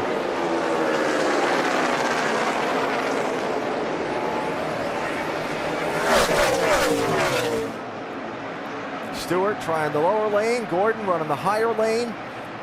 While they run this way, let's go back and give you another look at what happened to Juan Pablo Montoya, who was running 10th at the time. Oh, man, he really got out of shape. Hit the concrete part of that wall. Brad Keselowski right behind him in that blue 2 car. Yeah, did a nice job of checking up, and that happens. It's tough to miss that. 42 is on pit road. Edwards looking for second on Stewart. All right, so now Carl's got Tony in his sights. Tony knows Carl's right behind him. How much does the mind start to play here, and how difficult is it as a driver, if you're Carl, for example, to be patient as you come up on Stewart? Well, I think you have to continue to be that. We've said there's a lot of racing left to go. But the one thing that Carl Edwards knows, we see Tony Stewart dive to the inside. He's going to try to make this pass. Don't know if he's got enough momentum to get off the corner. Oh, wow, that's tight. Man, that's a see how power much move. it means to him right now. But he's got to run this time. Can he do the slide job on him in 3? Well, I think Gordon saw that Tony was bound and determined to get the lead right now and get that bonus point. He wasn't going to put either one of them in a bad position. Tony's going to get this. Carl got a good view of that, too, to see that determination. And the one thing Carl Edwards knows, that if Tony Stewart wins this race, then he's going to win the championship. Check it out. With that pass laps on Jeff Gordon. As they run, Tony Stewart goes to the championship lead. He was 40th earlier in this race. You wouldn't have known it by listening to him, though, because he was still confident while he was in the back of the pack making those passes that he could get up here and do what he's doing right now. I'm still not sure that Carl Edwards is too concerned even right at this moment. I mean, he certainly knows now that from earlier in the race when he thought that things might be a lot easier, he knows he's got a battle, but I still believe he feels firmly that his car might be the one to beat before this is over. I've seen Tony in this spot during this chase. When he gets that lead, he's not going to let anybody have it easily, even in the middle of the race. Here comes Junior. 7th place here, trying to take it away from Kyle Busch in the 18. Know that we've called Kyle's number much today. A Toyota Racing Development engine under the hood of this 18 after they had 2 engine failures at Phoenix last week. Crew Chief Dave Rogers and Gibbs Racing Competition Director Jimmy Maycar both telling me you got to get some feedback on how these TRD engines that the 18 will run that season feel from Kyle. After what happened last week, no reason not to do it this week. Well, there is a different feel to it. And talking to Denny Hamlin as he changed over to that earlier, there's also things that you have to do to the race car, Andy, with the way this Toyota engine sits in there. Yeah, different engine people have different packages and the way that the engine does fit in the race car, and that changes some of the things that you do. So that's one reason to get it in there this year, and they get some experience with it going into next season. I'll tell you, Tony's flying. I don't look at his lap times. He is really flying. Vince? But you know, it was during one segment of the race in Martinsville after they had fallen back, and then they worked on the car, worked on it, came back, and Tony, at that point, gained the confidence in the car, and he came over the radio and he said, "We can do this." Since then, it's been the motto. Ever since then, the confidence of this team has been sky high. We've heard it from Tony all week long. We heard it during the rain delay, and nothing has changed. They've got a good race car. Tony hasn't complained about it at all since we came back from the rain delay. And Vince, the fact that Stewart can't lose any ground in the championship, the worst he can do is second, has certainly played into his attitude and approach to this final race. We can't lose anything. I mean, we only have the championship to gain. So it's a pretty cool way to go into the weekend, knowing that we can just let it all hang out and go for it. You know, we don't have to play cautious. If you think about it for Stewart, and he said this earlier in the week in the press conference, they kind of didn't expect to be in this position with the way that they just barely got into this championship chase. And here they are now, knowing they can't finish any worse than second in points. Why not? You know, that's the thing. This is what you've seen in this team the whole chase, is that there's never been any pressure on anybody. I mean, even when you hear Darian Grubb, they talk to him, he's not feeling any pressure, just has all the same confidence. And I think that comes from Stewart, too, because he's just out there, you know, talking about what they're going to do now and all the confidence that he has. It does carry over and spill over into the race team. Stewart, a little gap on second place Jeff Gordon, who's got a rear view mirror full of Carl Edwards in that 99 car. Maybe not for long.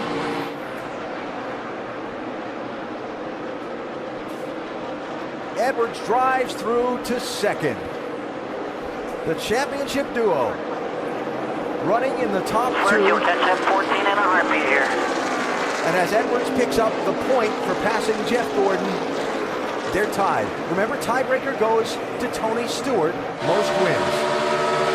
Wouldn't it be something if it came down to that? And we don't expect any less. I mean, these two drivers and team have shown us they're the very best. They were the ones ready for this 10-race chase. And we expected these two to battle it out right up front, just as they're doing.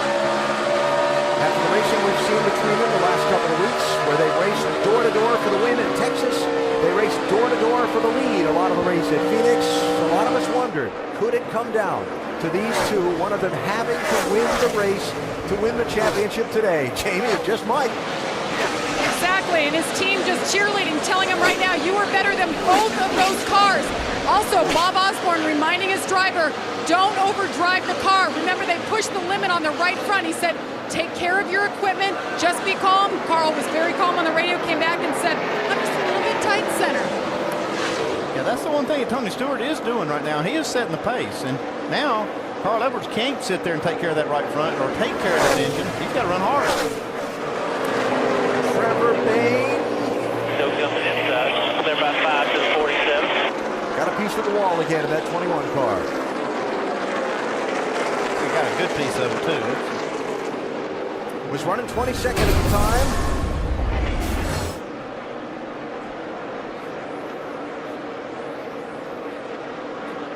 Yeah, it didn't hit it that hard. It looks like he may have a tire going down. The question is, did he drop any debris? And the answer is, we're going to check. As the race reaches its midway point, the caution comes out for the 5th time for debris from the 21 car. Slowing the field with Stewart first and Edwards second. Kevin Harvick had dropped back to 6th spot on those 2 tires, so I think maybe they saw that experiment wasn't exactly what they're going to need. This is going to give them the opportunity to put 4 tires on. All right, so let me put my championship crew chief on the spot here, because we saw earlier in the race a few guys take just 2 tires when they hadn't run that many laps on tires. Yeah, I still like 4 tires right here. I just, you know, just from what we've seen on the performance of 2 tires, I just don't like it, and especially if I'm Tony Stewart, because they've been able to pass a lot of cars tonight. I'd rather do it on 4 tires. 17 laps of racing in that run. It does put you at that limit, you know, of inside that limit where you would definitely consider 2 tires. I still like 4. And for Stewart, if he got 4 tires here, and even a lot of people got 2, he's not going to lose that much because he is the leader. He won't, you know, obviously keep the lead, but he won't go too far back. Thought I just saw the crewman up on the wall there. The official that's in the pit wants to know if you're going to do 2 or 4, so he doesn't get caught crossing in front of the car when it's leaving. I thought I just saw the tire changer mouthing to the official in Tony Stewart's pit 4. I know Tony likes 4 most of the time, especially when you got a car that's handling good. And this is a slick racetrack. I know we've said that a lot. And just because it's gone in tonight, this is not a lot of grip to be had out there. So I think 4 tires is the best call. Unless my lip reading skills are pretty off here. No, we'll see. Stewart and Edwards, 1 and 2. Gordon, Truex, Hamlin, Harvick. Gordon will hit first here. Doc. Yeah, Jeff Gordon said, I know I'm a little bit loose, but man, that 14 is strong. And so what he has asked for to help him tighten it up is about 1 round down on the track bar, 4 tires, and top it off with the Sunoco Field day. Dave Rogers asked 2 or 4, Kyle. Kyle said 4, but keep your eyes open. We'll see car little tight adjustments. Jamie, Vince. A little tight in the center of 1 and tick free on the entry at both ends for Tony Stewart. Darian Grubb said 4 tires is the only change. Jamie? And Carl Edwards said he's just a little bit tight in the center. 4 tires again. This time around, there was a wrench pulled out. No changes. Carl Edwards down and away. A couple of cars out pretty quickly. He went for it again. And look who went for the rights only again. Kevin Harvick. Yeah, I don't quite get that one. And Stewart lost quite a few spots on his 4-tire change. See, Edwards only lost a couple. Yeah, Tony got trapped, too, going out of pit road there with some cars pulling out in front of him. And might have had a little trouble on the right side tire change on his stop, particularly around the right front. Let's keep an eye on this. Yeah, having trouble getting the lug nuts off. Sometimes that lug gets hung in the socket. You saw him look like maybe he had to. Yeah, sometimes that can happen to you, but more than likely it was just he didn't get all of them off. Had to go back and get one. Yeah, watch as he goes down through here. I think Denny Hamlin is going to pull out in front of him. He has to check up. That's going to let Kyle Busch go by him. Pulled out in front of Hamlin, too. So all that work to get up to the lead. Now Stewart's going to find himself back about 9th position when we go for the restart. We go NASCAR nonstop, presented by Nationwide Insurance.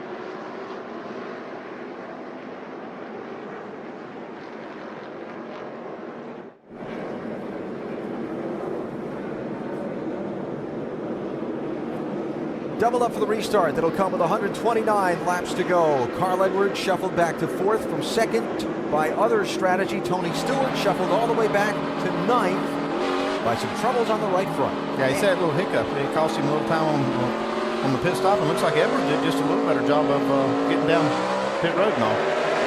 This green flag restart presented by American Ethanol. Stewart on a line, quickly on the move in turn 1.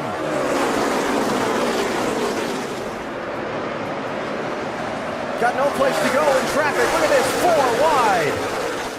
Wow, look at that. Kenseth out of shape coming off the corner. Edwards looks for 2nd on Ryan Newman.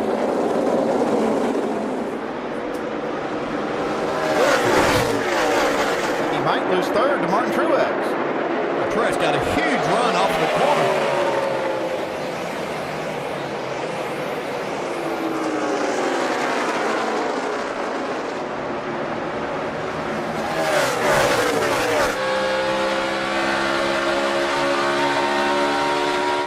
Remember this racetrack with the progressive banking, lower banking in that low lane that Edwards will try to use. Most of the cars will run up top as they get more laps on the tires. Truex talking the rain delay that his car didn't have the speed that these others had on a restart. Looks like they fixed part of that problem. Truex so good in this race a year ago before a flat tire took him out of contention.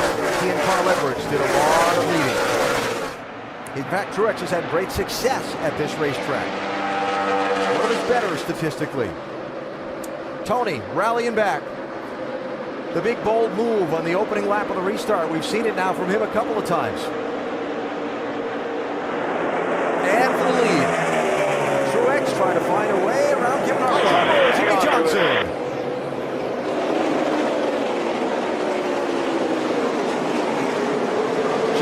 Do we hit? Keep going if you didn't hit. Keep going. Stay on track. Dude, I got 4 flat tires. Johnson had taken the wave around before the caution, so he was out there on older tires, trying to get one of those lost laps back after the engine problem. Yeah, he's got a little damage on that left rear corner, like he got some help maybe.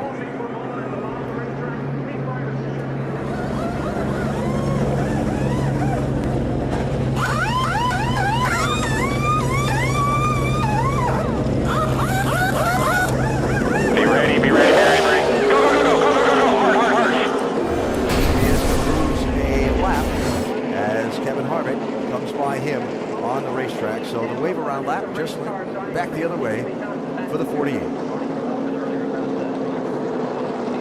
Word for this early 48. And it was loose the whole way down in there. I don't know what happened, but I started spinning out as soon as it turned into 3. Well, looks like he didn't get any help. That thing just jumped out from under him. Just a little contact with the wall on the right rear. There's where it came with the left rear. So he did get some help at the end of it.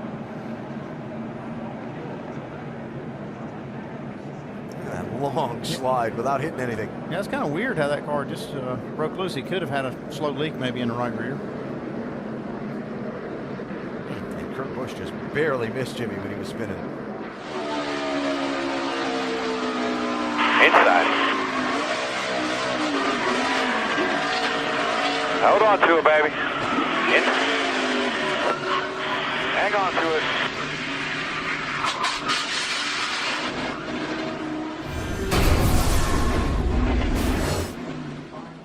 I love watching the eyes in those things. The night races, when they've got the clear shield, the driver does. You see him looking to the right down the track to steer around whatever he might be going to hit. Most of the front runners have stayed on the racetrack. Jamie McMurray in 13th place, first taker on pit road under this caution. So Kevin Harvick out in front. Carl Edwards runs 3rd. Tony Stewart running 9th. We go NASCAR Nonstop, presented by Nationwide Insurance.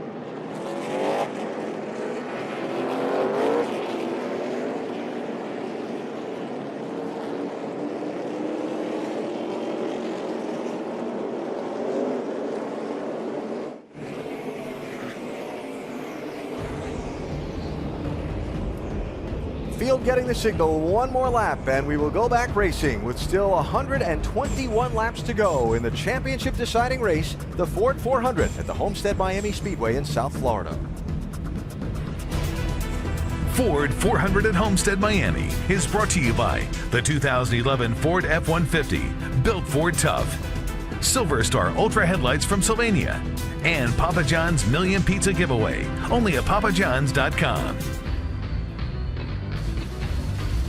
And for this restart, Kevin Harvick is the leader. Tony Stewart is running 9th. Carl Edwards is running 3rd.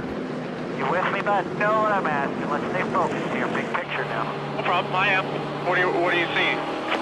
I just thought you were being a little aggressive with that 56 there going into the corner one time. We're good. I'm good. And fourth, just looking out for you. Well, thank you. I appreciate that. You've both been in that situation before, racing for a championship atop the pit box behind the wheel.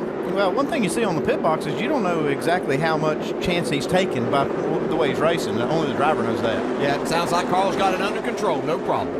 121 laps to go. Green flag.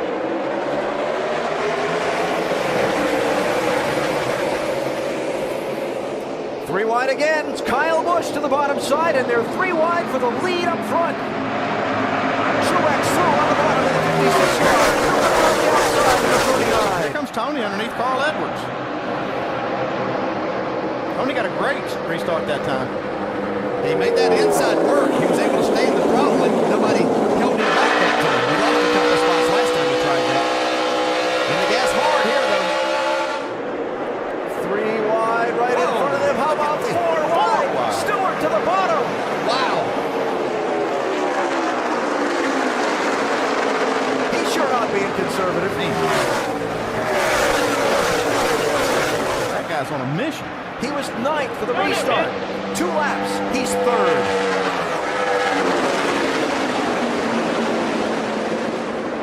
That's amazing. Yeah, he's got a good car, but that's some drag. Feeling some heat from Matt Kenseth in the 17. Edwards right behind Kenseth, running 5th.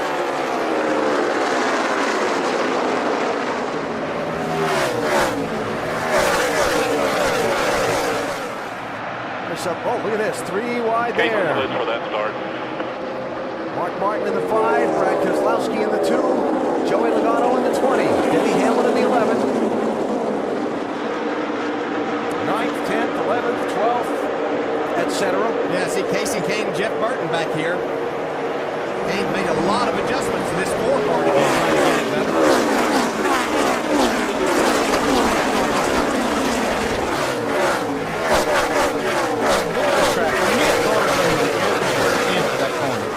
And I'll tell you, somebody right in the middle of that group, Kevin Harvick in that 29 car, we've seen twice now. This team went for just right side tires on the pit stop, and he's gotten shuffled back fairly quickly. You have to wonder what the driver's thinking about that from behind the wheel, Doc. Well, he's complaining now the car's getting loose, but by our calculation, these tires, left side tires, have now been on the car 56 laps. And you might wonder, he may be a little bit warm, but he's hanging on and trying to make a pass or going by the 2 car, guys. Yeah, next time I'm going to sit on pit road where they put those left sides on there myself. I had Earnhardt do that to me one time at Bristol. Carl Edwards up a spot around Matt Kenseth. Picks up 4th, going after Ryan Newman for 3rd. Yeah, and Smoke on the move on the lead again. Comes Carl. Newman, one of the guys that had changed just right side tires on the pit stop a little while ago. Up front, Truex, 56. Stewart for the lead in the 14. He is on a mission. Watch those hands. You see Truex back in the throttle, but a little sideways. He had thoughts of a crossover move there. Only having nothing of that. You're a leader. Wow. That was 6 laps. Stewart went from 9th to 3rd in 2 laps, and then took the other 4 to get to the lead. Good there, baby cake. Let's go. Bob Jeffries pumping him up a little bit. I'm not sure Tony needs any pumping up right now, but he might need to be pumped back down a little bit. sure he ain't probably calling him baby cakes either. Did he call you that? I don't ever remember that, no. First and third. Stuart Edwards, 2X in the lead. What a run from ninth up to the front for Stewart. How about this? Look at that. 4 wide.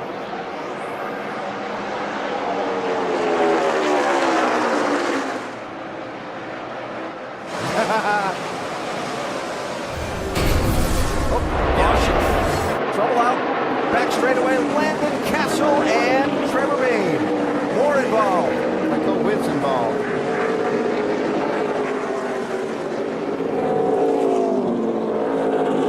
Yellow number 7. A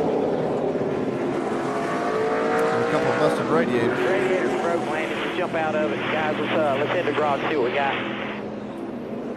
Cole Witt had just gotten back on the lead lap with a free pass a little while ago. If you've been with us for the Get entire tires race, on it, guys. Get tires on it here first. you know Trevor Bayne has had a difficult day. He's been in the wall a couple of times.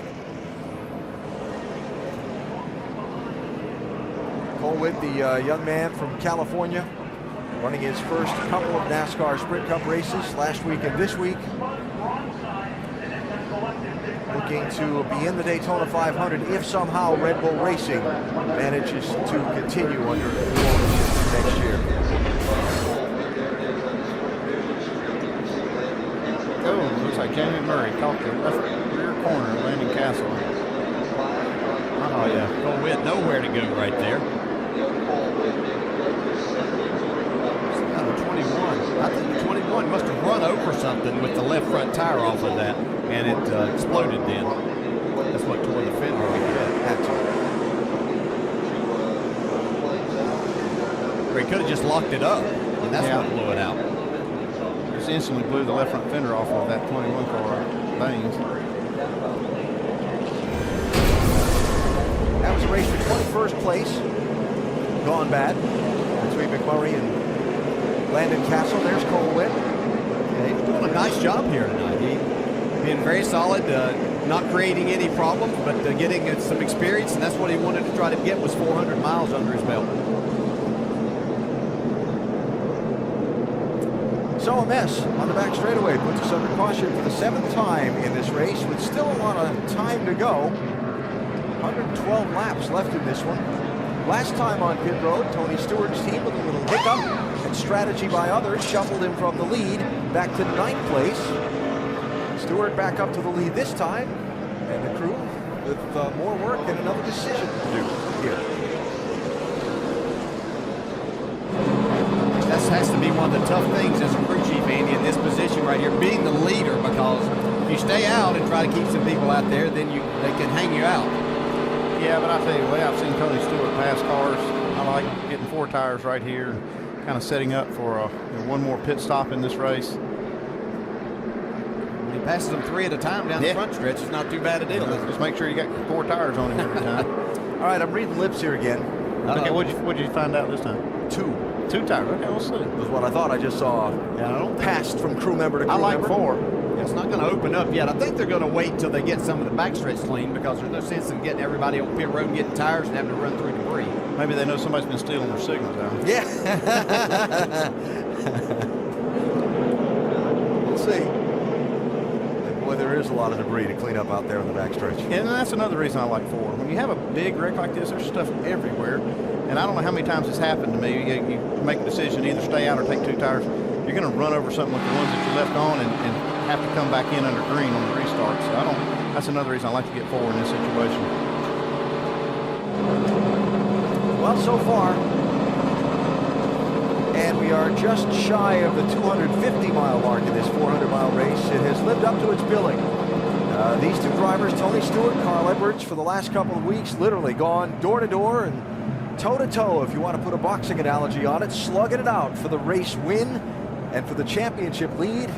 And here in South Florida today, after Stewart rallied all the way back through the field, they've been among the leaders, slugging it out. Yeah, it wasn't about coming here and having to finish, just inside the top 10 or inside the top 15 like we've seen a number of times. This was coming here to see who was going to win this race and literally take the championship. And both of these drivers are proving they're ready for that task. Pit road going to be open this time for the lead lap cars. the top three. Stewart, Truex, Edwards. Pretty impressive run for that 56 today. Yeah, been really solid so far. He'd like nothing better to close this year out in victory lane. So what'll it be? 2 tires, 4 tires, speeding penalties, drop lug nuts. We'll see what happens on this round of pit stops. Doc? Well, they only have 12 laps on the right side tires, so they got to put 2 laps on Ryan Newman's car and go 1 round down to the track where everything's very tight. Left side only. Dave. Kyle Busch is coming in. They have not talked about what they're going to do yet. Didn't catch their signals. It'll be a track bar adjustment, though. Car too tight. Vince? Darian Grubb said 2 tires only for Tony Stewart. They waved off the 4-tire call, going with just 2, having a problem on the right side. Carl Edwards to the right side, as you saw there, tight through the middle, but they said that's the best he's been on a 10-lap average. Carl Edwards gains 1 spot. I'm not sure if they were putting a spring rubber in or something under the right rear of that 14 car. I'd like to go back and see the replay of that angle of the pit stop, Andy, but they were doing some work up under that right rear, it looked like. Yeah, for a minute there, I thought they were just having a problem with the right rear. It looked like they may have been doing some work back there. Deep breath, guys. We come from a lot further back than that to get there. We got a lot more time than we had. Kind of like that. Yeah, I mean, I like his attitude, but you just don't want to keep putting him back in that situation. He's been in it enough tonight already, so they just need to kind of smooth it out and figure out how to keep him up front now.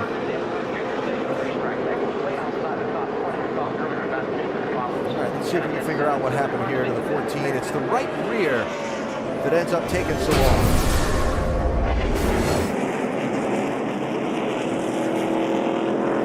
Yeah, he's got a problem there, and he's got a lug nut stuck in the socket. And the problem is that you can only use two air wrenches on a pit stop. They can't go back and get another one, so they have to get that out of there before they can make it work. That's what it was. Well, they were going for 4 tires. You can see they had the other 2 ready. They had planned on it. Yeah, they had to just call that 2-tire call so they didn't lose all of the track position. So, once again, Stewart's got some ground to make up. And that's a 13.7 2-tire stop. You normally see for 4 tires. It was earlier in the race that Stewart got shuffled back 8 spots on a pit stop. He did rally to recover and take the lead again. We'll see how it plays out after this set of pit stops. Talking about going toe-to-toe for the race win. Well, the first part of the races definitely were on opposite tracks. Tony Stewart, after an early pit stop, discovering nose damage on that 14 car. They had something probably from Kurt Busch's transmission that exploded that went through. They had to do a lot of repairs. Made those work, though. Well, he went to work, though, and started passing cars. He's passed more cars tonight or today than anybody. While Carl Edwards was up front leading laps. Yeah, it was kind of easy for Carl in the beginning of the race, but he's had to work for it since then, since that rain delay. He's had to work for this. So right now, that 14 car is making moves to the front. Stewart taking the lead not long after the last restart when he went from 9th up to the top spot in 6 laps through moves like that.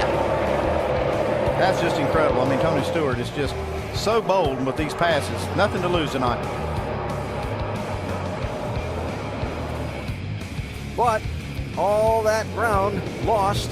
Look at the crewman behind the wall banging the hose from the front tire change on the wall. What's going on? What's going on? Well, this for sure. No one has passed more cars today than Tony Stewart. 63 cars he has passed so far. And Vince, a follow-up on what happened there. Well, you guys saw it was definitely a mechanical issue with that gun. Daniel Smith, the rear tire changer, felt bad about it, but they came over, they looked at the gun, trying to make sure that they don't have that issue again, but definitely a mechanical failure. They were going to go for 4 tires, and at the last moment, Darian Grubb called them off for 2 tires, not necessarily because of the problem they were having on the right side. He just decided they were going to go from 4 to 2. Now you see him taking a closer look at that gun, make sure that that socket's not going to be an issue in the future. Yeah, those pit sockets are made so you can hold the trigger wide open and it'll still make contact with the lug nut, but if you get a little bit of wear on those sockets, it can hang one of those nuts on the flaps, and it causes that kind of problem. 3 cars did not pit under this caution. There were 3 who stopped under the last one when most of the leaders stayed out. Jeff Burton's the leader, has chosen the outside lane for the restart. 88 Dale Earnhardt Jr. and 1 of Jamie McMurray also did not pit. Here we go.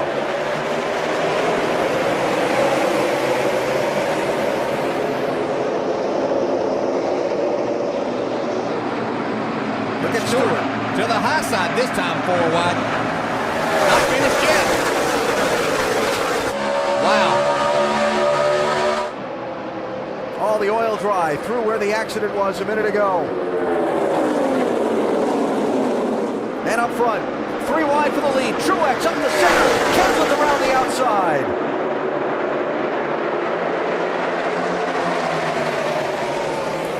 And 4 wide behind him. Boy, we're seeing some aggressive racing tonight. They're still 4 wide.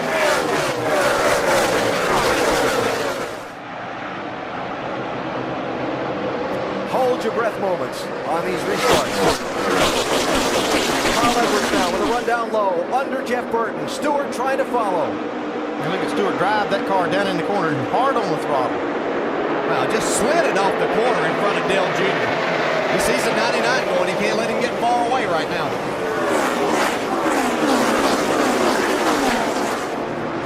This is an amazing drive for Tony Stewart. I mean, this is incredible. Just got 2 tires the last time, and I know a lot of other cars did too, but man, he is really getting on with it. Yeah, and Stewart has to know that watching Carl Edwards here, the only way he's going to win this championship, probably, unless Carl Edwards has some kind of problem throughout this, is to win the race, because Carl Edwards is not going to finish far enough back.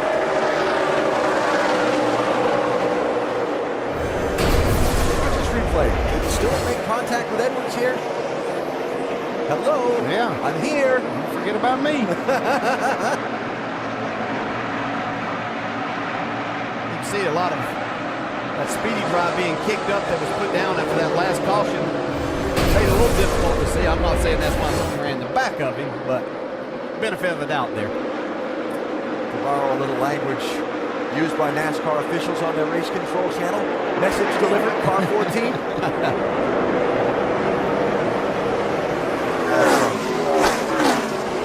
Stewart now dropping back off Edwards a little bit here after the shakeout on the green. I'm going to tell you right now, we get a couple of late race cautions and maybe even a green-white checker finish. The action we saw last night, the nationwide race that we've seen on these restarts tonight, is going to be wild. Yeah, we won't be able to crown a champion until it's the very last night as they cross the line.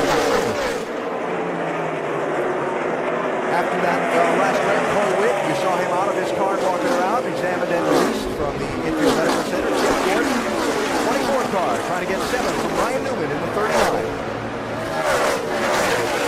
I see somebody else, Casey Kane, you see getting in the picture. He's got his car a little bit better. You see A.J. Allmendinger getting really loose back there. Denny Hamlin right on his butt. Kane car, that's one of those we've seen feet hanging out from under on the pit lane tonight. Yeah, they've been working on this thing. Looks like they've made it better. Oh, boy. Thought he was going to go 3 wide up the middle there.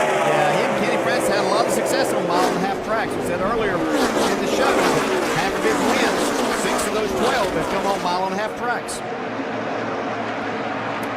For second place, Truex 56, Edwards 99.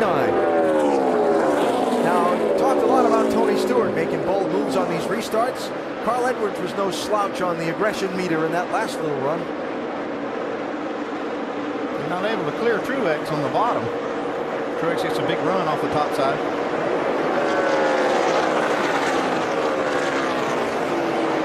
And Kevin Harvick, who has been shuffled back a good bit, is going to get that spot. On Allmendinger, that's 13th place. So Carl will get that. No, maybe not. He's going to have to take a chance if he's going to. He just can't get back to the throttle hard enough. So Matt Kenseth, in all of the chaos just after restarts, has shot through to the lead. Truex and Edwards racing for second. Stewart fourth. Jeff Burton hanging on to fifth. Tony Stewart getting a little help from Martin Truex. Carl Edwards up enough that he's closed the gap a little bit.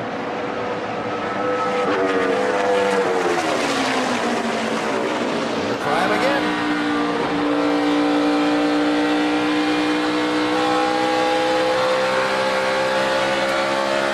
Not able to make that pass. Sure looks like that sun going down has helped Matt Kenseth with the handling of his race car, plus a lot of adjustments I think they've made today. Martin Truex had a good car all day, really. I mean, his car's been up there all day. It's like nighttime hasn't hurt him any either. A long time since Truex has been to victory lane in the NASCAR Sprint Cup Series. And he is in the hunt for another one tonight. So while it's sorted out at the front of the pack for the moment, the front four separating themselves from fifth. There's Jeff Burton. We'll go back to find some of the side-by-side action. You can see there, Jimmy Johnson looks like they did fix that engine problem. The problem is he's back 5 laps down again. Yeah. Sometimes you just can't figure that stuff out quick enough. Mark Martin in the 5, Clint Boyer in the 33. Couple of guys making their last drives in those respective rides tonight.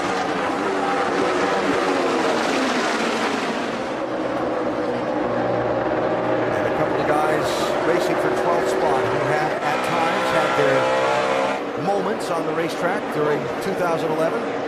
Kyle Busch, Kevin Harvick.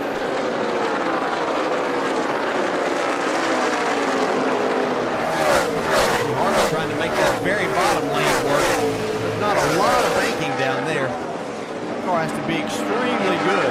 Kevin likes to work that bottom side. I'm sure he's not encountering any other traffic down there. Yeah, well, that's the thing, too, right? If everybody else is running up high to pass them, you either got to go through them or around them. Not able to make them even that bottom lane for them. Tighter up front right now. See, Truex has now caught Kenseth, bringing Carl Edwards with him. I don't know if it's camera angles, just the fact that it's at night or something, but one of the things I love about this racetrack is you watch Carl Edwards make the big drive into 3. Still not going to get there, I don't think, unless Truex gives him a break, which he did. Oh, nice. One of the things I love about this racetrack, you look right down into the cockpit as the cars make that arc off the corner, and you see that driver's hands at work. And just how hard he's steering that car. You see right there, Carl Edwards, a little bit left and a little right to correct that and just driving it off the corner, wheeling it sideways. So Edwards to second, behind his teammate, Matt Kenseth. How long till he has the lead? I say not long. I say Matt won't fight him too hard for it. If he feels like Carl's quicker, he'll let him go. He might wait to make sure.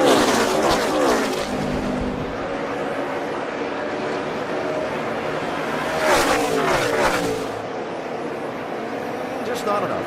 Yeah, I don't think it's only a degree or two of banking from that top to the bottom, right? But in these race cars at these speeds, it makes a difference. Yeah, it makes a huge difference. You can see now, I think Matt's going to let Carl have that spot. Not that Carl wasn't going to take it anyway, maybe. Yeah.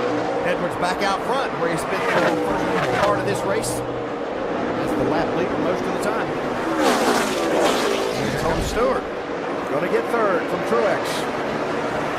I had to wonder earlier whenever Carl saw Tony out front, was he panicking a little bit, or did he realize that, okay, this is okay, I have the car to get back there? And I think that Carl showed us that he was okay with everything that was going on. Of course, he gets those 2 tires right at this point in time. And the laps are ticking away here until Carl Edwards locks up that extra bonus point for the championship for leading the most laps. And again, that 1 point on the night. It make the difference. It looks like he's going to wrap that up, though, because he's led 92 laps so far. The closest one is Stewart with only 18 laps led. Yeah, but you got 91 to go. Yeah, he mathematically can still have it. That's what I said. He's closing in, but he doesn't have it yet. 31, Burton. 4, Kane. 5th and 6th. Nice rally by this 4 team. They've worked hard on it, I'll tell you that. A for effort. Jeff Burton been able to hang up there and staying out on this last caution. He's had some good runs here recently in the last month. Dave's team's performing a lot better. They certainly are, DJ. And of course, they were the restart leader, having stayed out and not changed their tires. I checked with the crew, and that was for 2 reasons. They weren't in a fuel window yet, and they may run out of the sets that are allocated to them for the race weekend. So they want to make sure they had enough to go to the end. Yeah, thanks. Interesting information there. We'll follow that. Yeah, that's one of the first times we've really heard that be an issue where a team might have to kind of ration tires because they do give them allotment, but it's a big allotment they get for the weekend.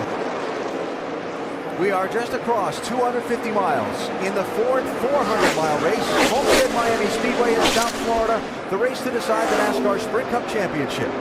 Live looking at Carl Edwards leading, Tony Stewart third in 99 and 14 respectively, separated by Matt Kenseth at the moment on the racetrack. Story of the day, Edwards dominating much of it out front, Stewart with early troubles going all the way back to 40th, rallying back to the front, having troubles on a pit stop twice, rallying back to the front.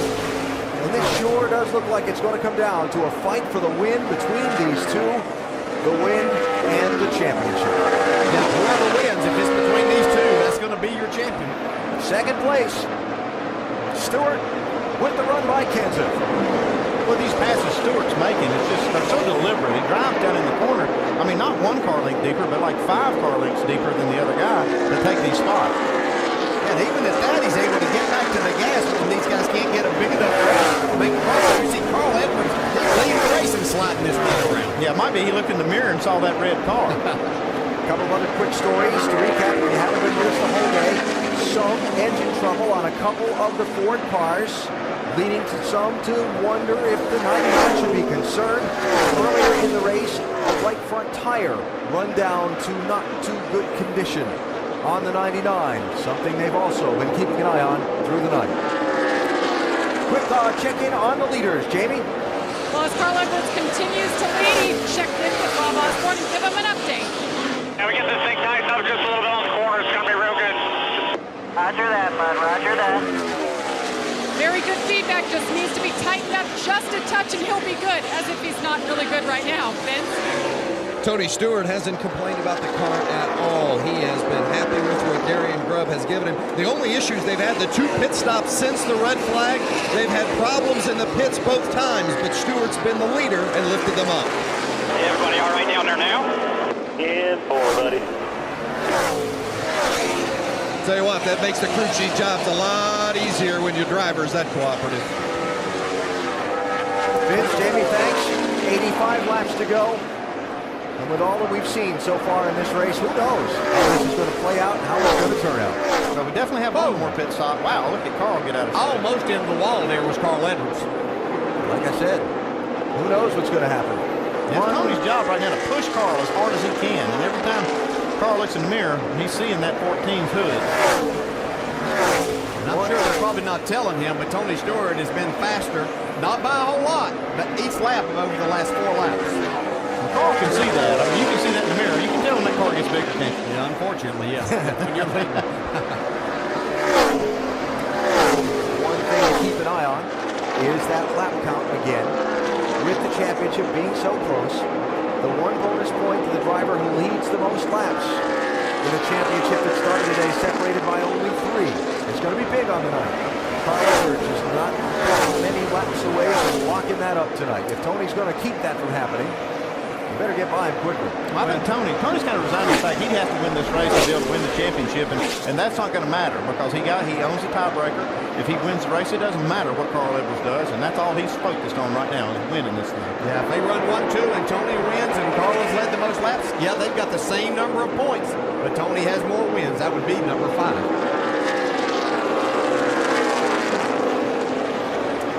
If there is no green-white checker finish that adds laps to the races, Carl Edwards will lead the most laps in this race. Nobody else can overtake him now.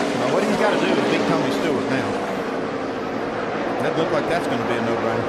No.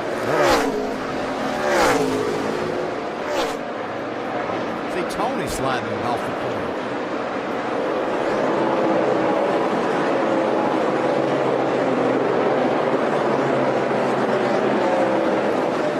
Started the day with a 3-point lead on Stewart.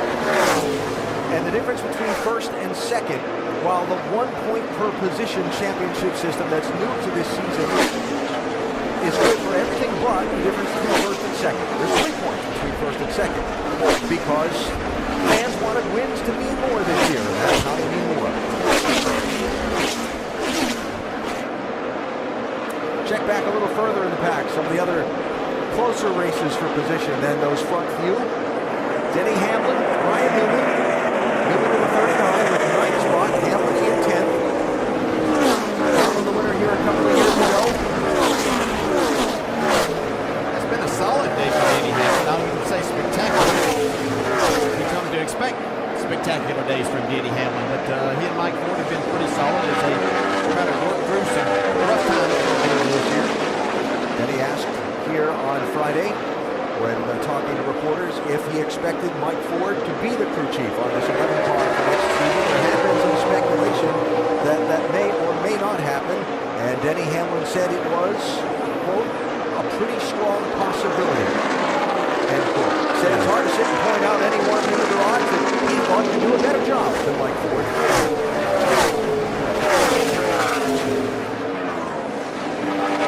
33 and 43 there, Clint Boyer and A.J. Allmendinger. We talk about all the drivers sliding around, but AJ's had his hands full quite a bit. When you get a car closer to your rear bumper, you're already loose. Makes you extremely loose. He was decided to let Clint Boyer go by right now. See if they can work on that 43 a little bit more to make it better towards the end of this race. Boyer now running in 14th spot, Dave. You talked to him under the red flag. Yep, and during the green flag run, it's been mostly loose. They made some adjustments the last time, but he reported on lap 172, about 17 laps ago, that he had lost the rear grip in the car. That makes it a little bit tougher to drive. Sure.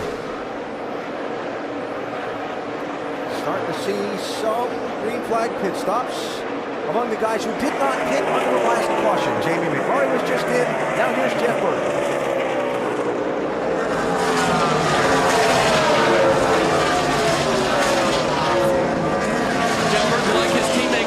Losing rear grip, they would make a chassis adjustment, change 4 tires. Remember, he stayed out longer than most of these guys, so he's pitting earlier. A 4-tire change, a little fuel, and he's gone. And the other one who did not pit under that last cycle of stops was Dale Earnhardt Jr., so expect to see him in for too long.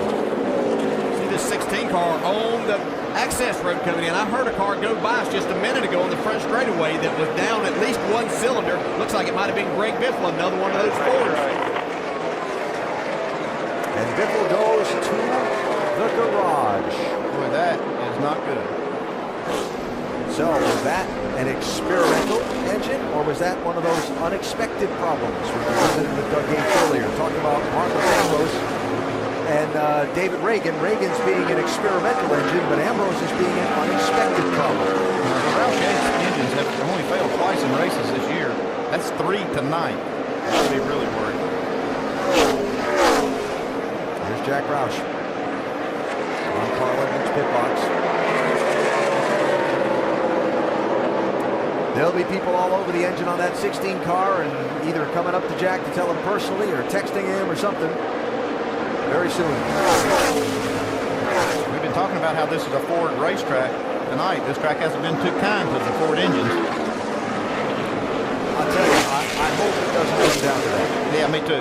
They need to race it out on the track like they are right now. Yeah, we've got the 2 best drivers in cars right here, right now, and let's settle it this way. Carl Edwards and Tony Stewart running first and second, and you want them to be able to just race it out to the final lap. So you don't want them to end up back in the garage. And I talked about Junior being the other guy who did not pit on that last cycle of stops. He's in now, Doc. Yeah, last time he was on pit road, AB lap 144. He said they raised the front bar and hurt his injury, so they're going to try to make some adjustments there. They put a rubber in the left rear also to help him. The right side tires going on, get it full. And now they're going to go back on the track bar to try to get him back where they were to help the entry into the corner. Still a little snug in the middle. Routine scheduled stop. He will have to stop at least once more to make it to the checkered flag. Guys? And a little ugly there on that stop for the 80-18. Yeah, it's going to be interesting to see if anybody tries to stretch it here to make it on just one more stop. It would be a stretch We'd have to go to about lap 212 to be able to make it to the end. Memory serves me correctly, Kasey Kahne was 22nd at the red flag. And again, one of those cars that had feet hanging out from under the back of it on a couple of times while they tried to adjust the handling on that 4 car. Now he's racing Martin Truex Jr. for 4th place. Yeah, you know, that's who Rusty Wallace picked to win this race today. And not saying he's not going to be right, because he's made a strong comeback here. He's made 11 pit stops today, so trying to get that car right. Some of the scoring progression there on Kasey Kahne.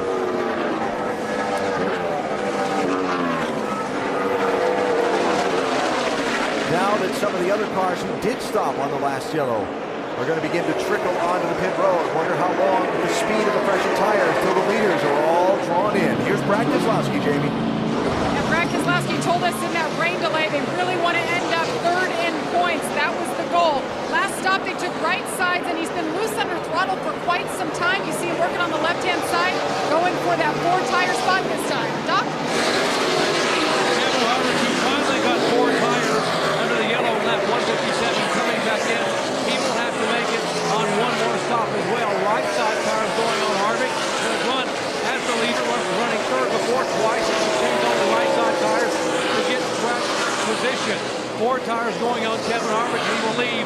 Good stop, 13 seconds flat. 0-0 in. David Rudem in his final run for Michael Waltrip Racing. The Zephyrhills, Florida native would like to be able to get a top 10, maybe top 15 finish today. A very emotional day for David, who has right now no plans for next year. 4 tires down and away. You can see that 0-0 car has been into the wall tonight and scraped the paint on the right side of that car. Well, he's not the only one. We've seen quite a few cars scrape that wall tonight. Edwards and Stewart, 1st and 2nd. They've put 4 seconds on 3rd place Matt Kenseth. We saw Kasey Kahne up to 4th, finishing the pass on Truex. More green flag stops. Doc?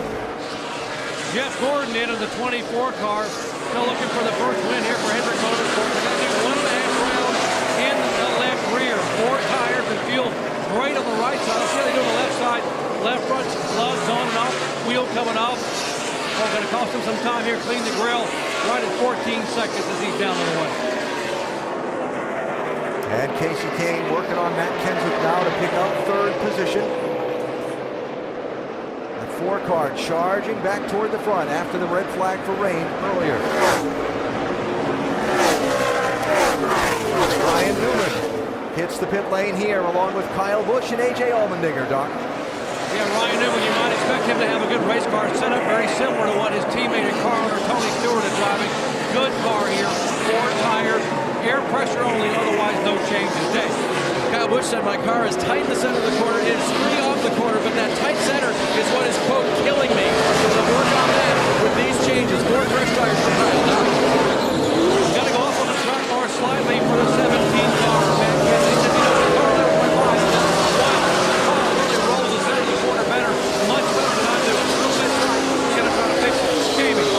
Carl Edwards slides into his pit box. 2-time winner here. He has touched the most laps led. They go to work on the right-hand side. Remember Carl's radio. He said if you guys can tighten me up a little bit through the corners, we will be really good. 4 tires, they'll fill it up with Sunoco fuel. They've been on it all night. 13.5. Carl Edwards is down and away. Tony Stewart staying on track for a 2nd lap.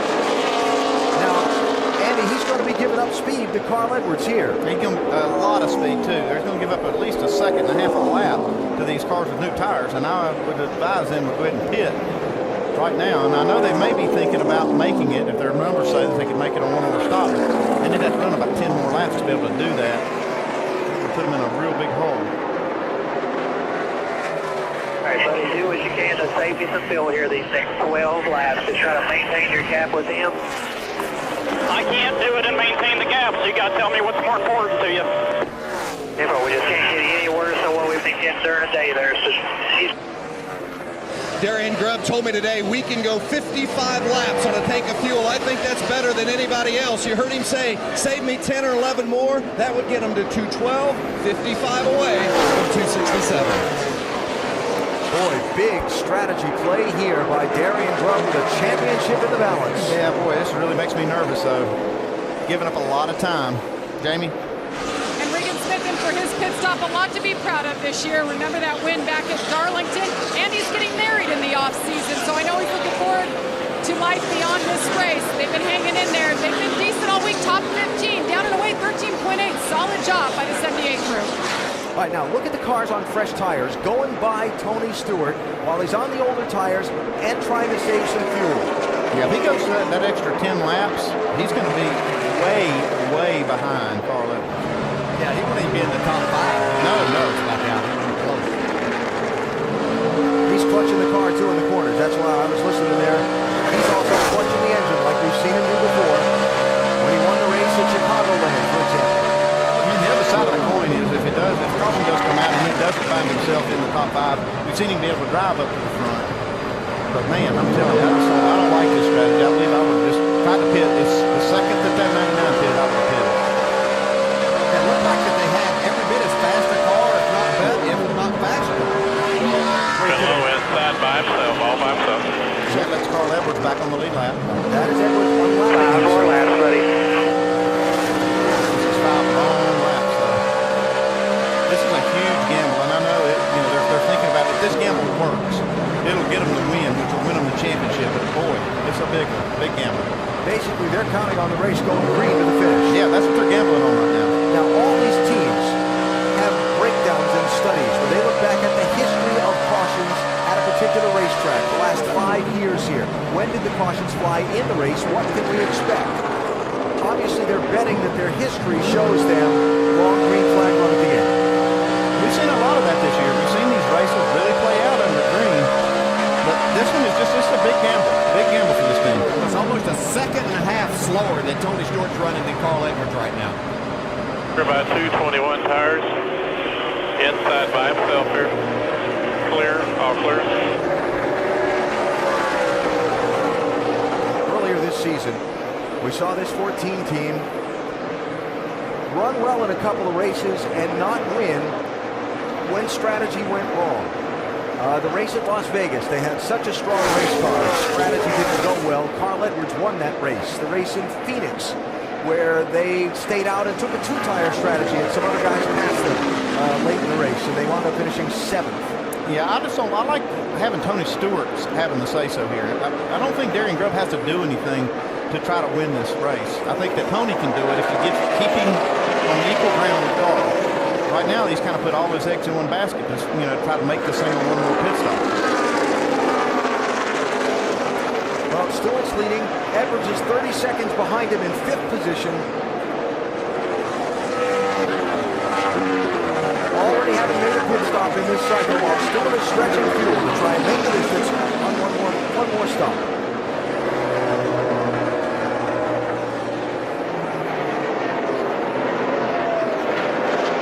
Cars on the fresher tires going by the 14 as they count the laps to him until he makes the pit stop. Pit this time. That was Stewart's team calling to him. Here's Edwards' radio.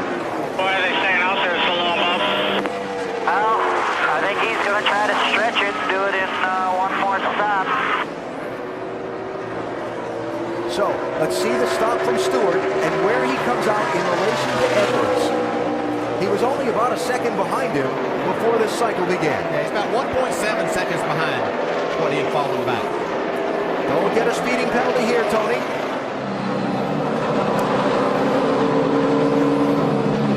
We heard on the radio that he might be out of fuel. You hear the engine running down. That's a good thing. Normal stop, 4 tires. In 3, 2, 1, third track, don't go. It has been chugging for Tony Stewart on these last laps. Remember, they've had some problems the last 2 pit stops. A little cleaner on the right side this time. A 4-tire change, no other adjustments. The gamble, can they make it to the end on fuel? They're going for it. Tony Stewart, 4 tires and away. Get off the pit lane without getting a speeding penalty.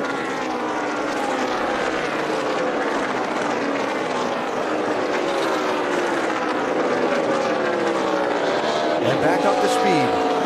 So where is Carl Edwards? There he is.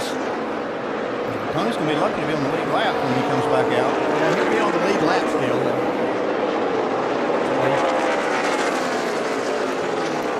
So Edwards is the leader. We'll see where Stewart is when he gets back up to speed as Edwards squeezes in front. Caution flag is out. For the rain. Yellow's out for the rain in 3. Here's the leader.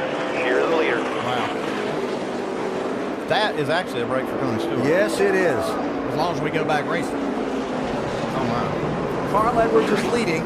He just got the lead before the yellow flag.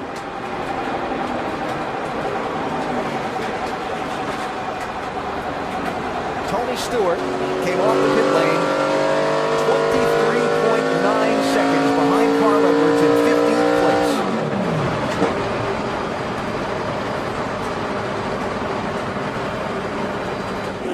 It looked like Martin took the lead when Tony made that pit stop. He's now making his.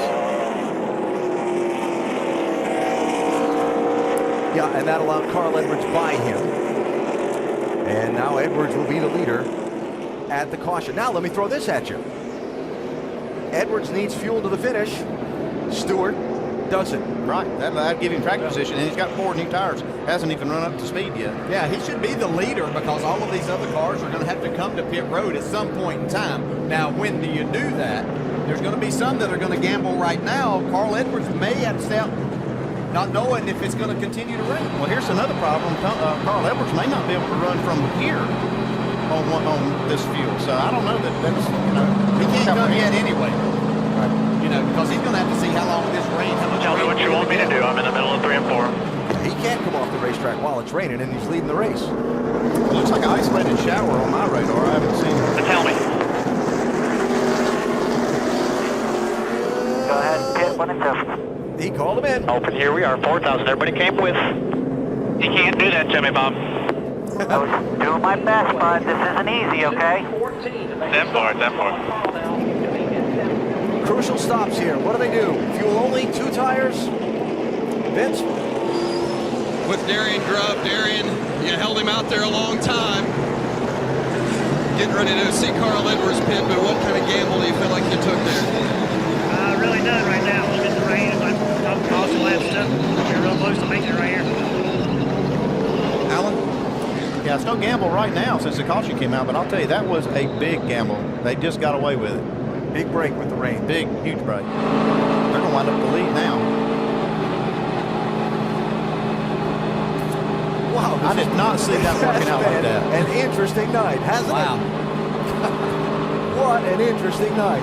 I think Bob Osborne put it perfect. This ain't easy. This ain't easy, bud.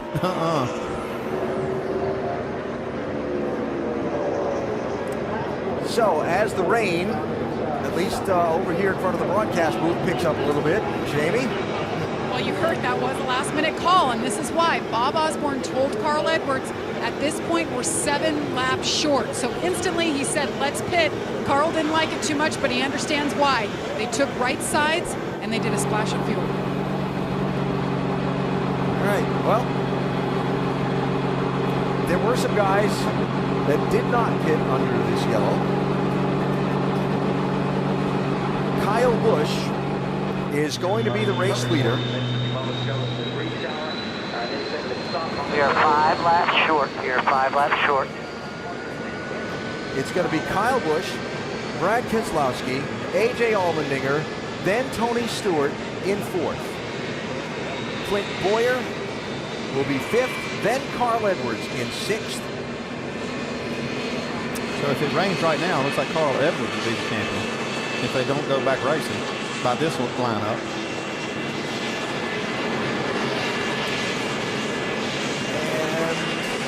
NASCAR monitoring track conditions and trying to decide if they're going to leave the field out under yellow or bring them down the pit lane. They stopped raining for the moment. At least right here. Well, our in-race reporters have put on one whale of a show for us tonight for this championship. TJ? Hey, Tony Stewart, Dale Jarrett, you have a copy? Yeah, bud. I don't know what you're seeing from in there, but wow, what a night this has been. The race between you and Carl, now the fuel strategy. What's your thoughts right now? Just my thoughts are saving fuel, the biggest thing, but Darian says we're going to be in good shape on it. It's just a matter of trying to save a little bit for green-white checkered here. They can't make it, so that's a good thing right now. All right, buddy, let you go back to saving fuel. Good luck. Ma'am. And Carl Edwards running right now back in 6th position. Looks like he's talking to his team on the radio.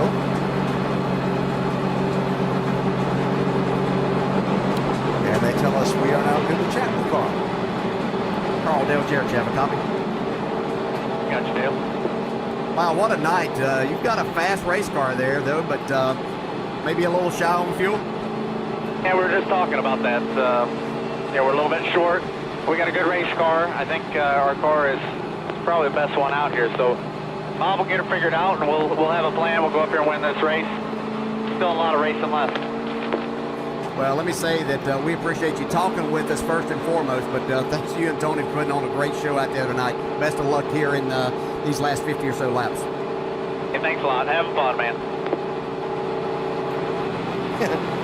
I'll bet. That sound, you can just hear the stress. I mean, it's there. Now tell me, Dale, what it's like inside the car. All this stuff's going on, trying to figure out where you stand in the bigger picture of the race. Yeah, that's the hard thing, is when you have a fast race car like that, you want to be able to use that car to take advantage of that and make a difference there. You don't want the fuel strategy to have that, but that's part of the game here. We've seen it happen a lot in these first 35 races. Once again, it looks like it may come down to something like that here in our last one. I want to go back and talk this through just for a minute and get some folks that are watching this championship that may not watch NASCAR racing every race all year long. The difference in what Tony Stewart and Carl Edwards' teams did. Stewart's team chose to stay on the racetrack and stretch their fuel. Tony did that by giving up speed and backing off the gas, shutting the engine down in the corners and that kind of thing, to spend less time on pit road in the race. But while he was giving up speed-saving fuel, he was also giving up speed to fresh tires that Carl Edwards had. The caution kind of erased the deficit Stewart would have been in. Yeah, that wasn't the game they were playing. They're actually playing it to make it on just one more pit stop and the race go green. That caution just happened to fall right after they played that strategy, and that erased that big deficit that they had given up to make that stop. So it worked out for them. They didn't really understand or actually know that was what was going to happen, but it did work out good for them. Yeah, but the 99 really wasn't in a position with their fuel mileage they're getting to get themselves in something like that. And you saw the 14 team take a little extra time in putting both of those cans of fuel and making sure they got every drop in there they possibly could. Each team trying to go about the same thing in different ways, spend the least amount of time you can on pit road and the most amount of time you can at the front of the pack. The question is how a race circumstance is going to allow it to play out for these final 50 laps. Well, first it's got to quit raining, which it has, and the track's got to get raceable. Then they go at it. And then if it goes to the distance, you'll see the 99 car have to come down pit road and get more fuel. And Tony's going to be able to stay out there. The other thing is you might see another caution between now and then, and that's going to change everything. Yeah, the way they've been racing on these race cars, there's a good chance we might have another caution for sure. But I would say they continue to circle here, make laps under caution, then Carl will have to come in before we go back to green and maybe get himself in a window where he can race from that point. And back to what we talked about at the very top of the day, all this for the championship going on within the broader context of the race. There are other guys out there going to try and play the stretch the fuel strategy to see if they can win the race. For example, Kyle Busch, that didn't pit under this most recent yellow, and that can affect the outcome of the day for both Stewart and Edwards.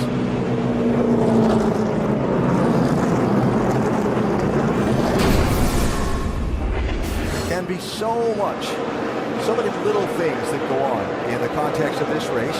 Here was Stewart. Yeah, just watch the fuel guy right here. He's just trying to make sure that this thing gets full of fuel. They're watching, holding. Now he's full of fuel. And then the caution came out. Edwards' team makes the right side tire change. They only needed just a little bit of fuel to get the car full. It hadn't been too long since they made that last stop under green, so it only took 3 or 4 gallons to fill it up. The key thing here is the 99 team just doesn't have the fuel economy that Tony Stewart does. They can't go 55 laps like Tony can. They're well short of that, so they can't play the same strategy. It's a giant chess game using 3,500-pound race cars, tremendous race drivers. Calculators and computers for fuel mileage, electronic timing to coordinate lap times, and very, very smart people like Bob Osborne and Darian Grubb to figure out a way for their car to end up at the front of the pack when the laps run out in this race. You know, and to be quite honest, everybody can't do what Tony Stewart as a driver was doing there. Just kicking in the clutch, you'd say, well, that should be simple. That makes the race car do a lot of different things. When you kick the clutch in, the car starts literally freewheeling, so you don't, it changes the way that it drives. So it's not just as easy as it sounds at just saving the fuel that way, but Tony is probably the best out there at doing that. While the field follows the pace car round and the jet dryers are on track, let's bring in the 1989 champion, Rusty Wallace, who hates fuel mileage strategies. Yeah, I tell you what, guys, I do hate fuel mileage strategies, no doubt about that, but I've been watching this 99 car. I've been running my calculator like crazy down here. I might disagree with a little everybody else up there, because I think the 99's got no problem getting this baby to the end on fuel the way I'm calculating this thing. Well, Russ, there's no question that these extended caution laps are helping him stretch that mileage. Yeah, I would say the 14 car, Tony Stewart's in more trouble than 99 of Carl Edwards, because Carl was not trying to save fuel yet, guys. We all know from the 2008 race here, Carl Edwards was a master at saving fuel. We remember watching him run around a track just barely putting around. So I would say right now, I'm betting on Carl having a little bit more gas in the tank than the 14 at the end of this thing. I know I kind of upset your apple cart there, but it's just kind of my opinion right now. Well, I watched Tony Stewart. He made a pit stop with 55 to go, and he had run 55 laps. He just proved that he could make it on fuel. And now we've got all of these caution laps. I think it really puts Tony in a good spot to make it, no problem. I think these caution laps also help the 99, which may make him be able to make it from here. Yeah, I think this is a good debate, guys, no doubt about it. We know fuel mileage has been really important all the time, but I've been running these numbers like crazy, and I might look stupid when it's all said and done, but I think he's going to make it no problem. I'm talking Carl Edwards, guys. Yeah, I got to tell you, it's part of the fun of the sport. How's it all going to turn out? We just don't know. And the weather.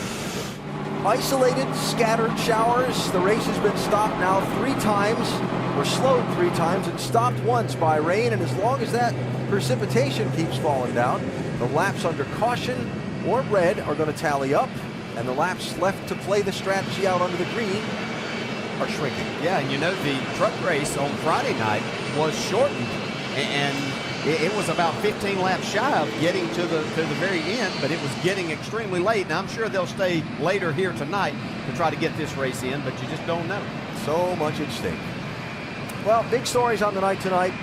Carl Edwards, Tony Stewart pretty much going head-to-head for this championship like they have the last couple of weeks, but getting there in very different manners. Edwards leading the most laps on the night, 119 of the 220. Nobody else has led more than 29. Stewart going all the way to the back of the pack after damage picked up very early in the race, needed to be repaired. Then a couple of pit stop problems for Stewart, and he's continued to rally each time. Stewart coming from as far back as 40th at one point, and now the different strategies played by the 2 teams, with Stewart's team stretching the fuel to try and save a trip down the pit lane, while Edwards' team going with, I'll call, a more conservative strategy or conventional strategy, and still needing another trip down the pit lane. Talked about our caution trends. Yeah, and if that happens again tonight, it's going to change everything. You'll see everybody make pit stops because they're going to need tires regardless. So, you know, we'll just see how this thing plays out and whether we get back to green and how many laps there are to go.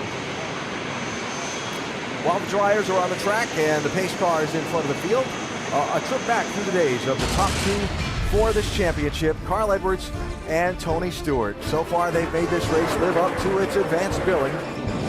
Stewart, after the first pit stop of the race, hey, we got some damage in the nose of this car.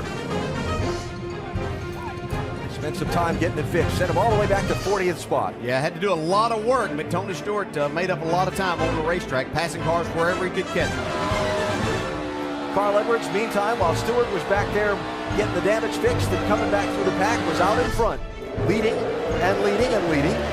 Then Stewart got to the front, and they raced side by side and pretty aggressively on what have been some wild restarts tonight. Yeah, Tony Stewart's had some great restarts, and he takes the lead right here from Jeff Gordon at one point. Kind of stretched it out a little bit, but Carl Edwards' car's been strong all night long. Never far apart once Stewart got back to the front. Look at this, 4 wide. That was just incredible. I mean, that's just a very confident race driver in his abilities and his race car. See, he goes by Martin Truex here. But each time Stewart has gotten to the front, something has set him back. A couple of hiccups on pit stops here. Watch the right rear. They had a lug get hung in the socket trying to change tires. Yeah, they were going to change 4 tires, had to call that off and make it a 2-tire stop after that problem.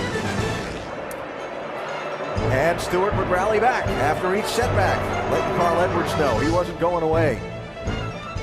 Edwards back to the point on Martin Truex Jr., while Stewart was keeping pace with him, pass for pass. And they ran first and second for this last stretch run of the race until they went on opposite pit strategies. Stewart's team stretching their fuel, stopping with 55 laps to go. Edwards' team, when the caution came out for the rain, pitting then for right side tires and fuel, setting us where we are now with Stewart running 4th, Edwards running 6th. Fuel to the finish a question. And waiting out the track drying before we see how it all turns out. Well, Vince, a strategy played by Tony Stewart's team, and they're running right now in 4th. Well, and it was a big gamble, and then the rain came, and that certainly helped them out. Certainly from a mileage to the regulation distance, Tony Stewart and Darian Grubb are feeling good about their position. Just so you know right there, I mean, that's the hardest we've run it basically, but it made it through the stop. It got out of the box okay. It actually died at the last timeline, and not 50 foot past where it died, it took back off and the pressure started coming back up. 10-4, that was some hard braking zone there at the end of pit road, but did an awesome job there keeping it running and everything. So that confirms our numbers right there, and where we're at right now, we got about 2 laps to good, so just keep getting there. Every drop you can get under caution here.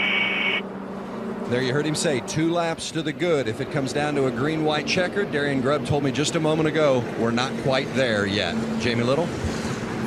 Well, before these caution laps, you heard Carl Edwards and Bob Osborne say they were 5 laps short. So Carl starts thinking about every possible scenario. Matt, push us right now, you guys. Can I shut it off? He can push us? Negative. That is a negative, he said. Now he's asking Bob Osborne over and over, okay, break down the 14. What are they doing? Are they getting better fuel mileage than us? Bob did the calculations, and he said the farthest we've been able to stretch it is 51 laps. The farthest the 14 has gone is 14 laps. So we should be in pretty good shape. And by the way, they've been turning these caution laps, so by the time we go green here, they should be good to go, as Rusty said. Jamie, thanks. All I can say is I want to see how it's going to turn out. A whole lot of things at play here. Terrific Ford 400 so far tonight, and the deciding moments of the season still to come. It's time to go NASCAR Nonstop, presented by Nationwide Insurance.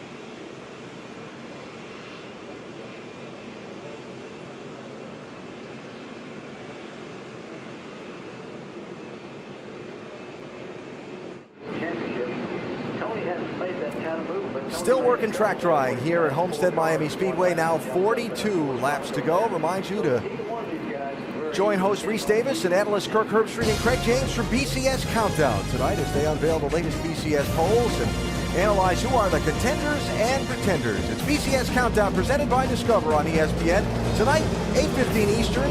And continuing on ESPNU at 9 Eastern, and they've got some things to talk about tonight, too. The weekend that was in college football. What a shuffle that was. Only one that I can tell you that's a real contender is that LSU bunch. Find out what this week's picture is here in a little while. Well, we got some NASCAR racing left to do first. A championship to settle, and a race to be won as well. And so many things factoring into the late going here at Homestead Miami tonight. A rain shower still throwing the occasional spit out of the sky at the racetrack. The track dryers are on the speedway. NASCAR keeping the race cars out there to try and keep the heat into the racing surface and keep the track as dry as they possibly can, while those trying to win this race and win this championship motor around under the yellow flag, running all the calculations. Who's got the fuel to the finish? How's it going to affect the competition? You can see him checking the radar right now and getting a good hack on that. Looks like the rain has stopped. In fact, really stayed pretty dry during all this. Well, they would be happy if it rained it out right now. Yeah. They would be the champions. Not going to happen. What a fun study these two guys are, Tony Stewart and Carl Edwards.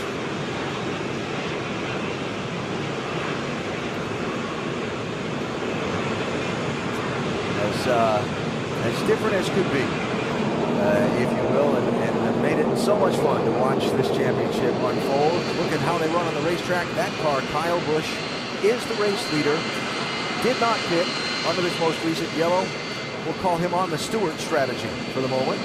Well, not exactly. I think if this, when this race gets ready to go one to go, you'll see maybe even the top 3 cars make pit stops. That will put Tony Stewart back up front. Right, Keselowski second, A.J. Allmendinger third. Those top 3.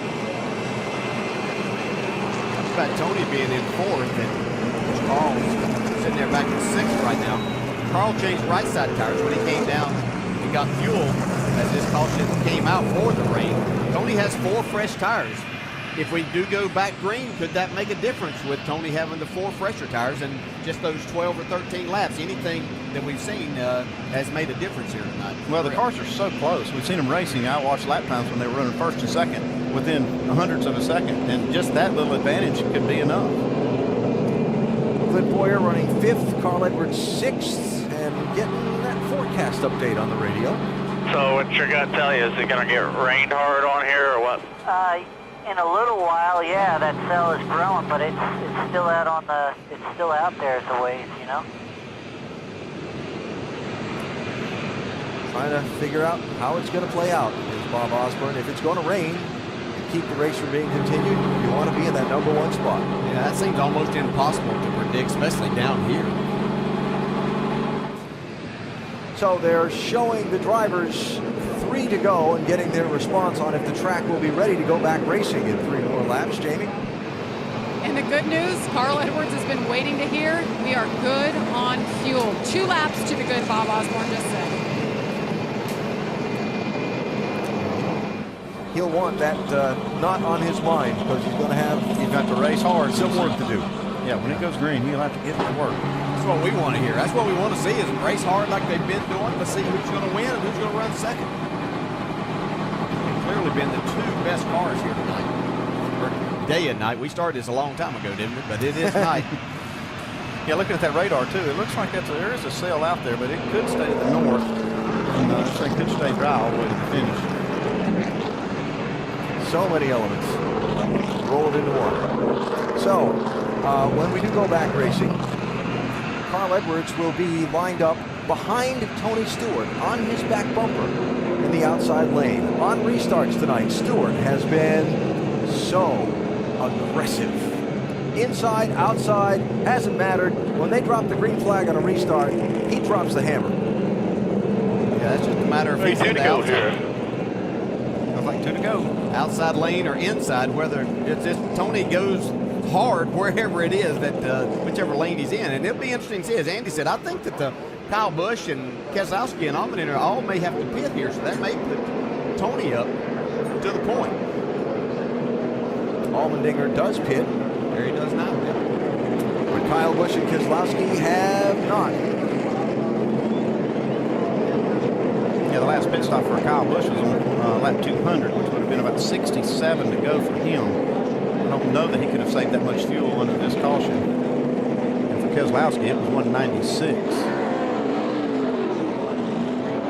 He'd have 71 to go, and I'm all but positive he can't do that. I think they're just making sure that it's not going to rain this out for sure. They're going to be back there towards the back end of the restart anyway now with the strategies they've employed here.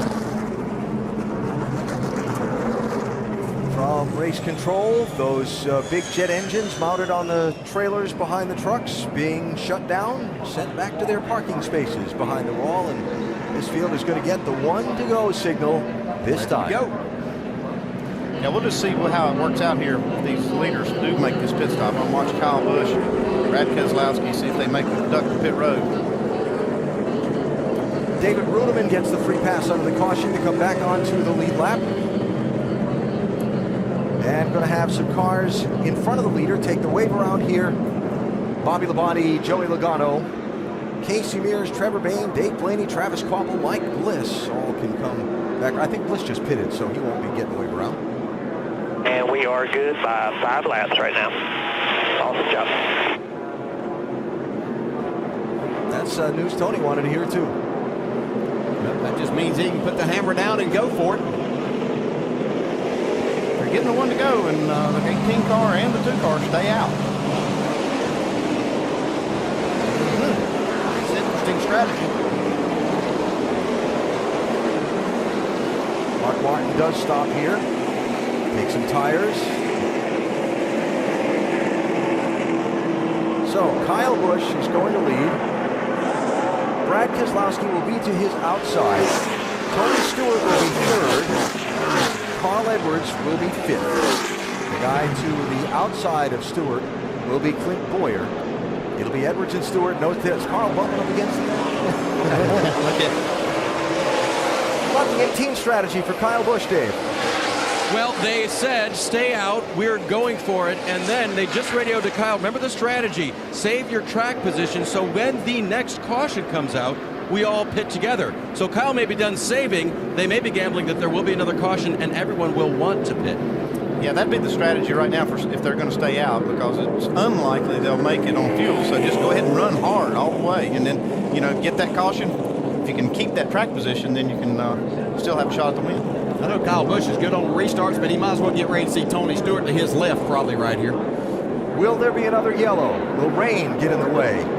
Stewart lined up third. Edwards fifth. 37 laps to go to decide the championship in the Ford 400 win. Kyle Busch and Brad Keselowski lead the field to the restart.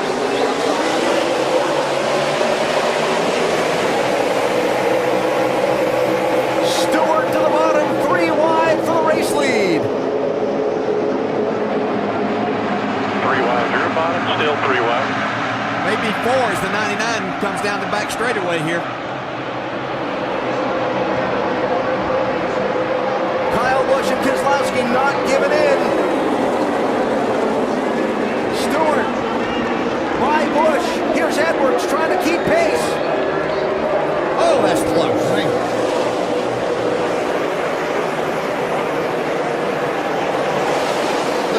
Drive that car in loud. Stewart by Keselowski to the lead. That's 4 fresh tires working right there. Edwards racing the 2 for second and trying to keep up. Big wiggle there on the 99. He's got to drop back in.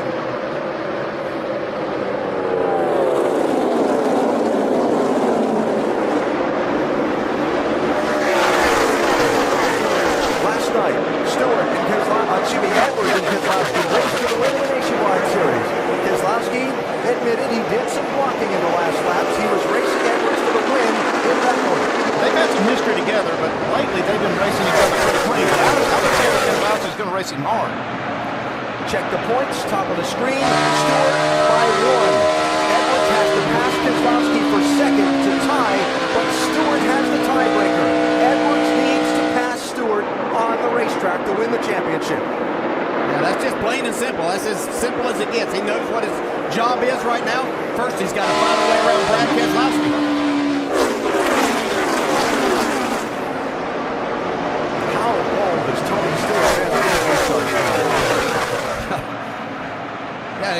sure that Kyle Busch probably knew it was coming, but still couldn't stop it. I think you go all the way back to Chicago when he made one of his comments under caution about these restarts and how crazy they were.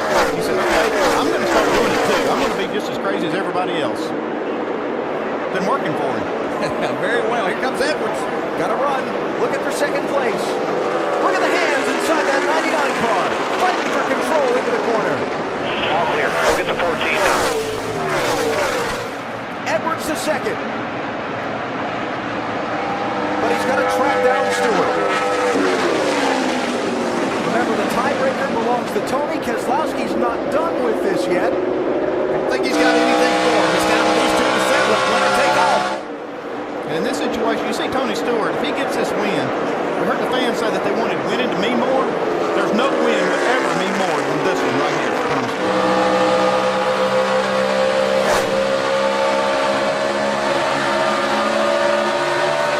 Still a long way to go. Just under 50 miles left in this race on this mile-and-a-half track. First and second, the top two. With some weather threatening out there on the radar. Will there be another caution back in the pack?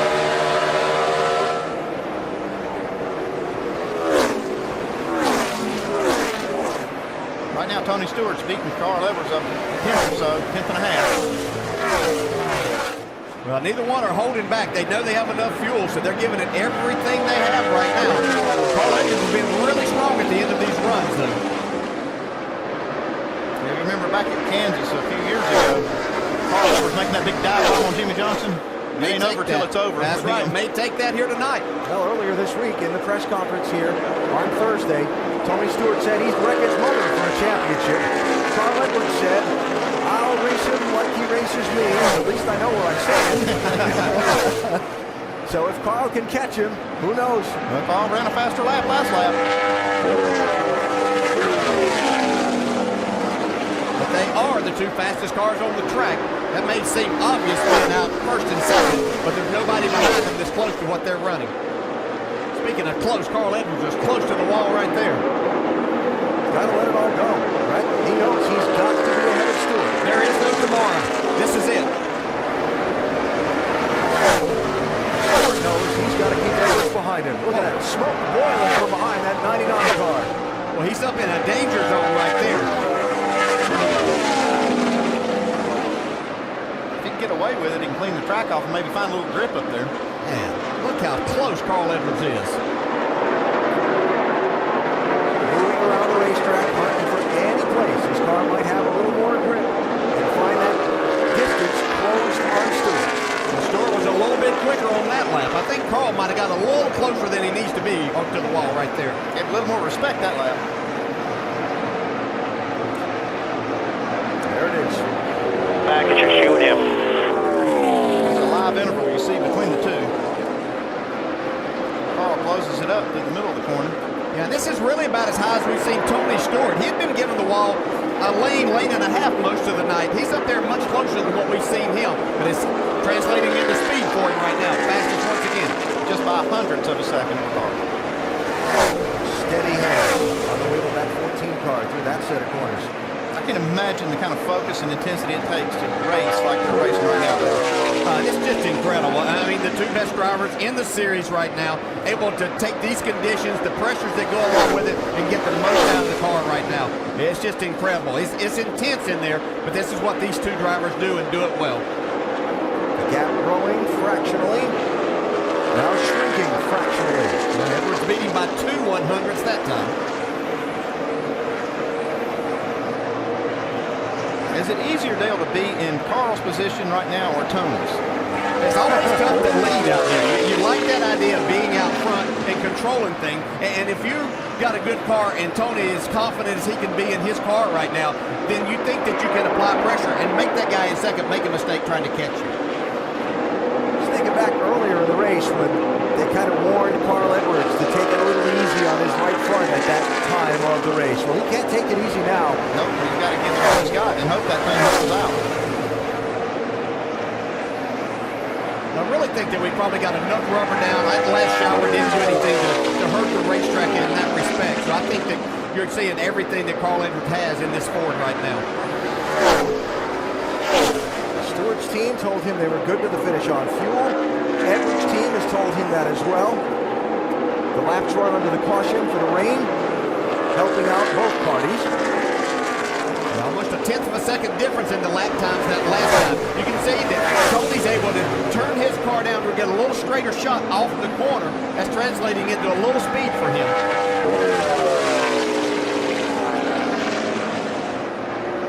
Tony Stewart said we've had to fight and fight to get every point we can in this championship. I think that makes it more gratifying.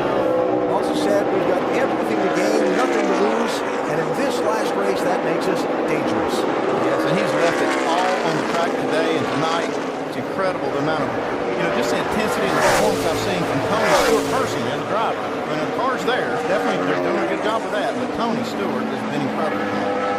That gap between the two staying pretty steady right now. It's only 100th or 200ths of a difference between these two each and every lap. Again, perspective. Edwards must pass Stewart to win the championship. If Stewart stays in front of him, Tony's the champ on the tiebreaker. Most wins. You can see up there, the cars are tied right now. It's just plain and simple. And nobody on the track is faster than these two cars. Lap after lap. Every one of these laps, they've been the top two. And Brad Keselowski is already 4 seconds back in third to the leader, Tony Stewart. Oh, look at Stewart drive the thing off the corner. You could see his hands really moving as he was chasing the back end that lap. Stewart has been so loose, so seemingly easy going in the week leading up to this race. You see the two crew chiefs up there. Nothing they can do right now. The only thing they can do at this point is plan for that caution that may come out and have a good strategy for what they're going to do. Otherwise, they just watch these drivers do what they do. And again, that strategy complicated by the fact that there's 27 cars on the lead lap. And those other 26 want to win. You've got to pick it up. Yeah, they do. Yeah, they want to win. They just don't have anything for these two right now. Yeah, just talking if the caution comes out, efficient strategy and that kind of thing, But without question, the clash of the field this fall have been Tony Stewart and Carl Edwards. Yeah, they've gone about getting here a little bit differently. Carl Edwards extremely consistent, but consistently good. Not a finish below 11th place in the first 9 races. Not going to have that here tonight. It doesn't look like either. Tony Stewart, a little different approach. 1-4 so far. Could be on the way to the 5th. Winning those races makes up. You can make up for a bad race or two along the way. You can see tied into points right now. There's another streak that's on the line. Hendrick Motorsports and their engines and chassis have won the last 6 championships, or last 5 championships. If Tony wins tonight, it'll be 6 in a row for Hendrick Motorsports. They're the ones that provide the cars and engines for Tony Stewart. Started to talk about opposite personalities before. Tony Stewart, what you see is what you get. If he's not happy, he'll tell you.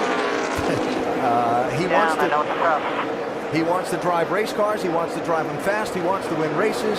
And really could probably care less about all the other trappings of the business. Carl Edwards really good at some of those other trappings. The media, the interviews, the sponsor obligations, and so on. Carl has shown his edge at times, both behind the wheel and to his competitors. But yeah, that's one thing Carl likes. He likes that part of the sport. Or like Tony Stewart, he did, like I said, just he could care less about that. He just wants to. Yeah, and he's had to do more of that now, being an owner. So trying to win this championship for himself, but being an owner of this team hasn't happened since Alan Kulwicki in 1992. So I think that means a lot to him here. But this is Tony Stewart, the race driver, getting it done in his element right now. Tony Stewart with 11 driving titles in various forms of racing. A 2-time NASCAR Sprint Cup champ, looking to join that very elite club of 3-time champions if he can run out these final 16 laps. And again, that's a long time.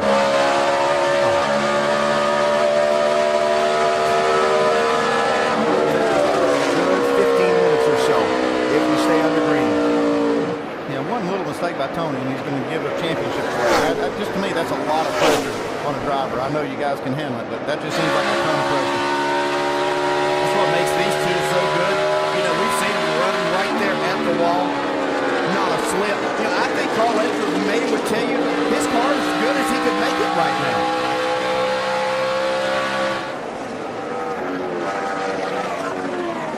1.5 seconds between first and second. Stewart edging away ever so slightly. The final laps of the 2011 season and a tremendous fight for the championship between Tony Stewart driving that 14 car and Carl Edwards in the 99. It's come down to the two of them running first and second in this race. Whichever driver wins the race will be the champion.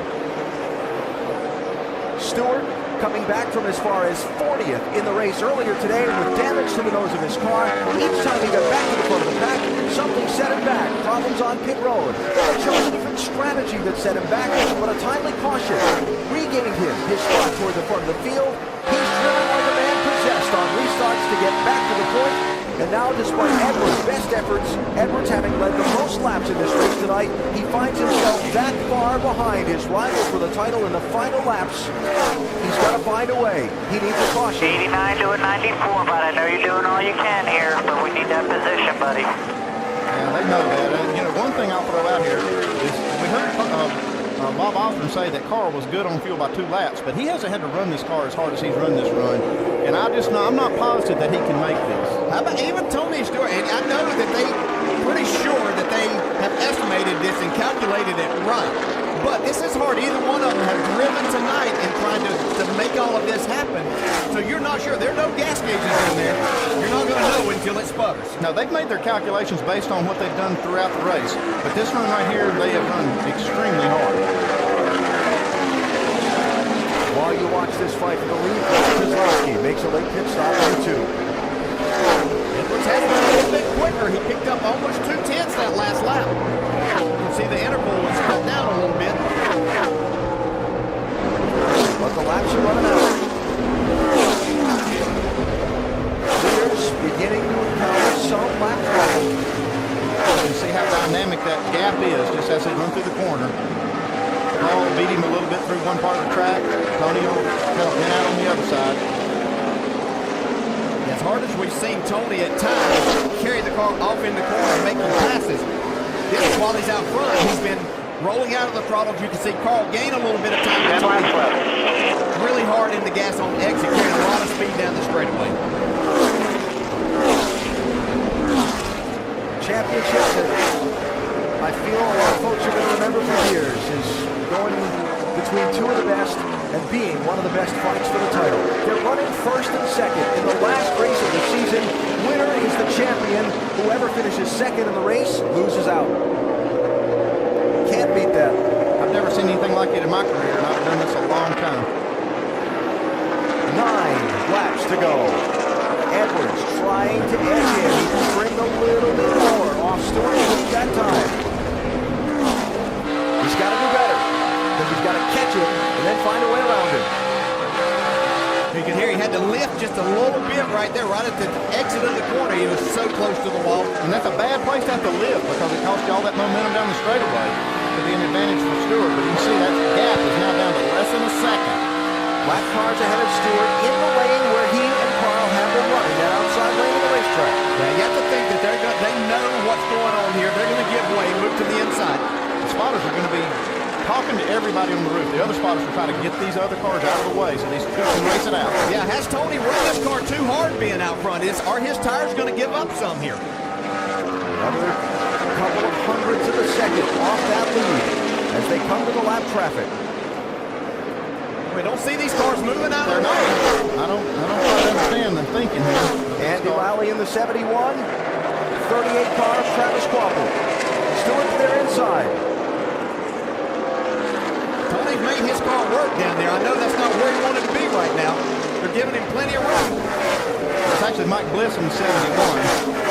And he's racing for something too. They're trying to get in the top 35 in points. I understand that, but you got to give these guys more room.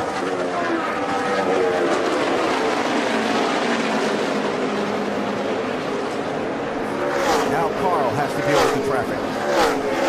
One thing that can do is you have to change what you've been doing. It can upset your rhythm just a little bit. Now, it didn't take long. It was basically just one and a half corners. Then Tony can get that rhythm back and pull back away. Now Paul's got him running side by side. This is the worst possible position. Yeah, that might be what kills any chance he has to get up there. Yeah, that had to break some momentum, but you can see he's still within a second. Now the gap growing again.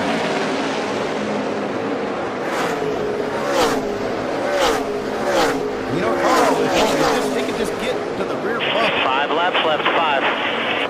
And try to force something here. Well, it's going to take a mistake by Tony Stewart at this point in time. He's driving this thing on the edge this entire day. I'm watching the Carl Edwards rotors are glowing red. He's been working every pedal in that car. In the corner last lap, you can see the left front rotor was glowing. See it there? Oh, yeah.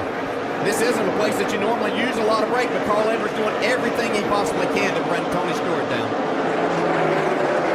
Stewart adding to his lead, a little more lap traffic ahead. That's that flag with the yellow stripe, signaling the leaders coming up behind you. A warning flag to the driver, not a mandatory flag, it's a warning flag.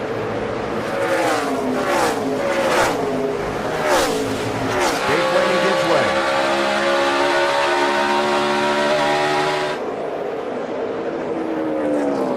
So far, the late yellow has not come. One driver is hoping it doesn't, and another one hopes it gets that opportunity. You see the flag now really waving that flag at these other competitors, so let these two race it out. Montoya, Jeff O'Reilly yielding to the race leader. And Edwards running out of time. I tell you, this has been one incredible drive in this chase by Tony Stewart. On his way to a 5th win out of 10 races. And that was only good enough to tie in points as it sits right now. That's But just those how 5 good wins. Edwards has been. Yes. 2 laps to go, 2. 3 miles left to go. Tony Stewart seeking his 3rd championship. Rallying back tonight from as far as 40th position. Kind of had the what me worry attitude earlier in the race. Yeah, what an incredible job by the crew to repair that, Andy. That's not an easy place to make a change and fix a repair. Yeah, they've overcome a lot tonight. On pit road, they had a mistake, or actually a problem with their pit socket. They had a hole in the grill. Tony Stewart White flag here, white flag. Bring it home. Final lap. Stewart and Edwards, 1st and 2nd. Winner takes the championship. It's just the most incredible run I've ever seen out of a race car driver, what Tony Stewart has done in this chase and tonight. Yeah, I think it's the best driving I've ever seen, and Carl Edwards did an incredible job too, but this is the man right here, Tony Stewart. 2002, he was the champion. 2005, he was the champion, those driving for someone else. This time, he's an owner driver, and he's become a 3-time NASCAR Sprint Cup champion. Tony Stewart wins it. So we got it? We got it. We got the tiebreaker, baby. Awesome job. Derek.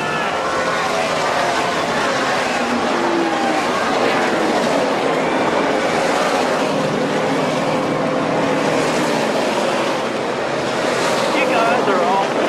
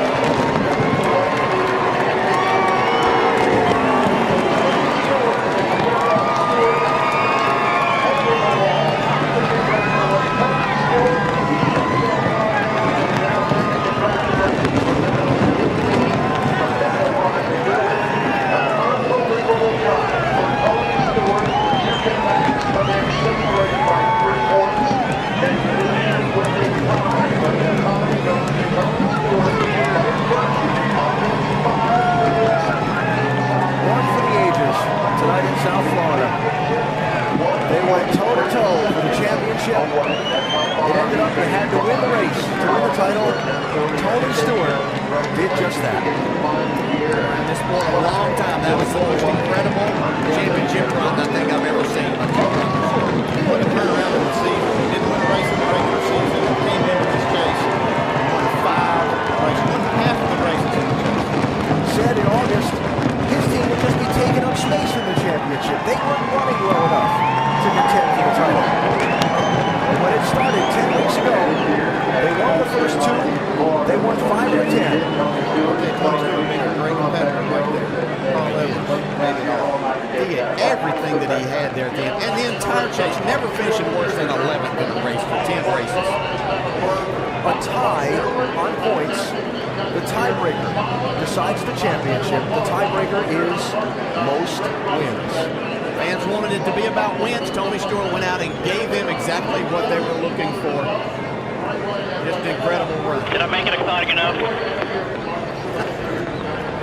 You made it exciting enough for us, Vince. A tearful Darian Grubb holding his son Gavin here, celebrating the victory.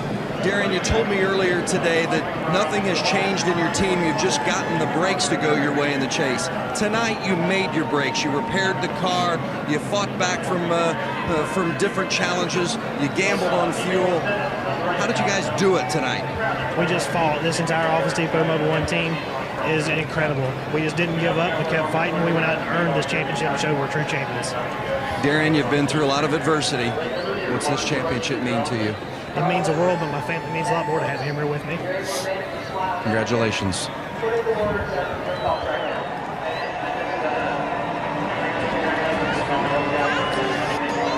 Darian Grubb from Floyd, Virginia. Came to be known to most of us when Chad Knaus was suspended during the Daytona Speed Weeks a few years ago. Darian, the team engineer, was Jimmy Johnson's fill-in crew chief at the time, and they won the Daytona 500. Actually won a couple. He proved his mettle in that backup role. And boy, tonight, he really shined. Took some huge gambles, too. I mean, that fuel mileage gamble was big, and it really ended up paying off for him. It was risky. It was very risky, but it got actually is what got him the track position. And for Carl Edwards, he led the most laps tonight. He came up 1 spot short and loses the championship on a tiebreaker. Jamie? I imagine there's a lot of people around this country who agree with Dale Jarrett that that was one of the most exciting championship races we've ever seen. What's going through your mind right now is all I can ask you after that effort. Let me thank my sponsors first. Aflac, Ford, Kellogg's, Subway, Scott, Sprint, all the fans. But this night is about Tony Stewart. Those guys rose to the occasion. They beat us fair and square. That is all I had at the end. My guys did a really good job. I mean, we came here, we set on the pole, we led the most laps, and Tony still managed, him and Darian to do a good job with their strategy, come out in front of us, and that's it. That's all I got at the end. That's as hard as I can drive. So I told my wife, if I can't win this thing, I'm going to be the best loser NASCAR's ever had. So I'm going to try really hard to keep my head up and know that we'll just go next year. We're going to be just as hard to beat next year, just as hard the year after that. But I just hope everybody's proud of the way we performed and our effort. I appreciate everyone's support, all the folks that helped me get to this position. And I wish so bad we had that trophy, but it just wasn't meant to be tonight. Carl, you've had to drive that hard multiple times in your career, but for 40 laps, looking at the target ahead of you. What was that like from the cockpit? I mean, it was good because I could see what Tony was doing, and I mean, I tried all sorts of stuff, and I mean, that's as hard as I can drive that race car, and that's it. So, I said before this thing started, I'm going to give my best performance, and I'm going to be happy with that. I'm not quite happy with it, but we'll just, this is what we got. We'll make the most of it, and I can tell you one thing: we're in this position again next year. Those guys better watch out, because that was a lot of work to stay calm and to stay focused and perform the best we can. I learned a ton. And the patience. Great job, valiant effort by Carl Edwards. Brings it home second in the points. Reacting to Carl Edwards' thoughts, a valiant effort, but he has to be heartbroken. Yeah, and it'll hit even more tomorrow and in weeks to come. But he's, just as he said, he did everything he possibly could. He just, unfortunately, ran into a buzzsaw with Tony Stewart and this race team and winning 5 races. Who thought it was going to happen?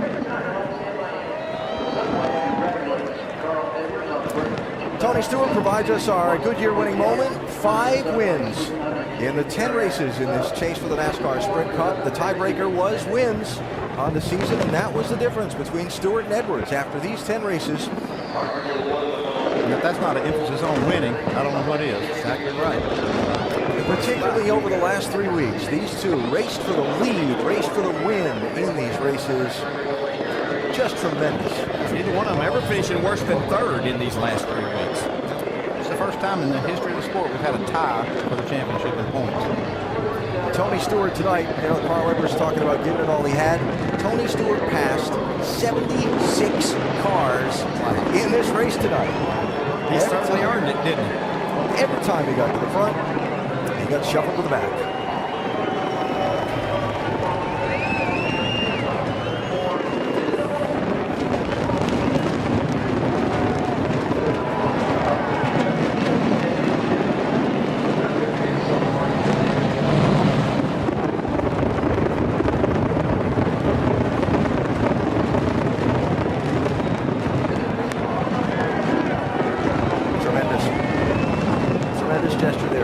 That's a true champion right there.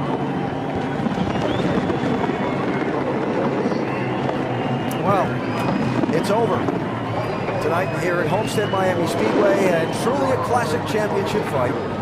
Resulted in a truly classic championship finale where you had to win the race to win the title. Tony Stewart did it. Making his way to a familiar sight along the front stretch of this racetrack where twice before he celebrated winning a championship.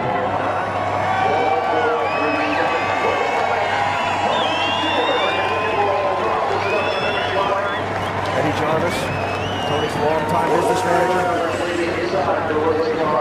They have a great relationship. It was the two of them that put this deal, made it happen, put it together, really took a chance in moving away from Joe Gibbs Racing to go start and make this race team work.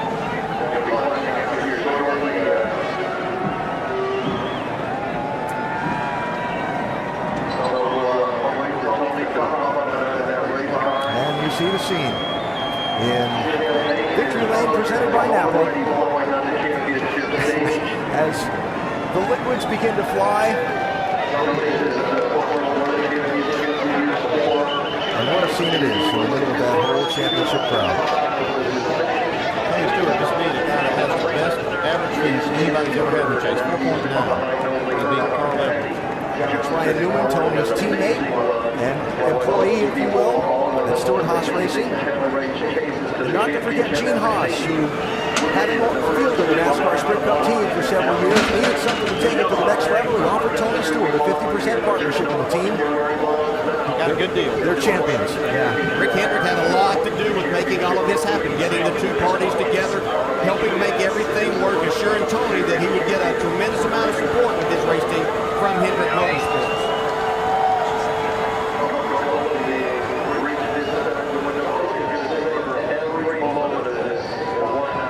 Look at that scene. So much fun. You heard these fans roar their approval.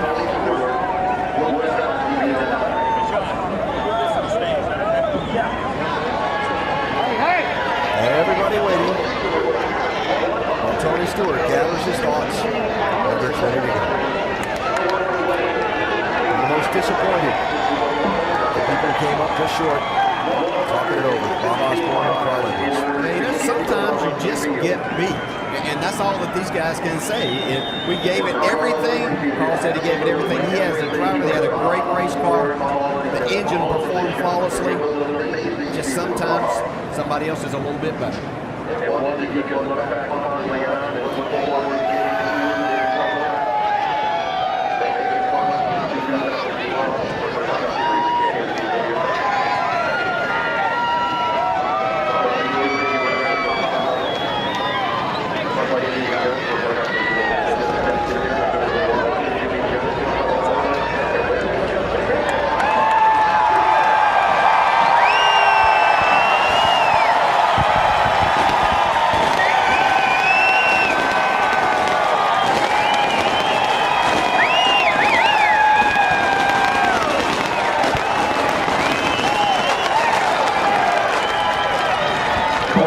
gentlemen, your 2011 NASCAR Sprint Cup champion, Tony Stewart.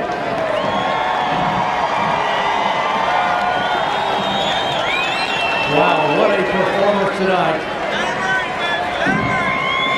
And what better way, Tony, for the closest chase in NASCAR Sprint Cup history to finish.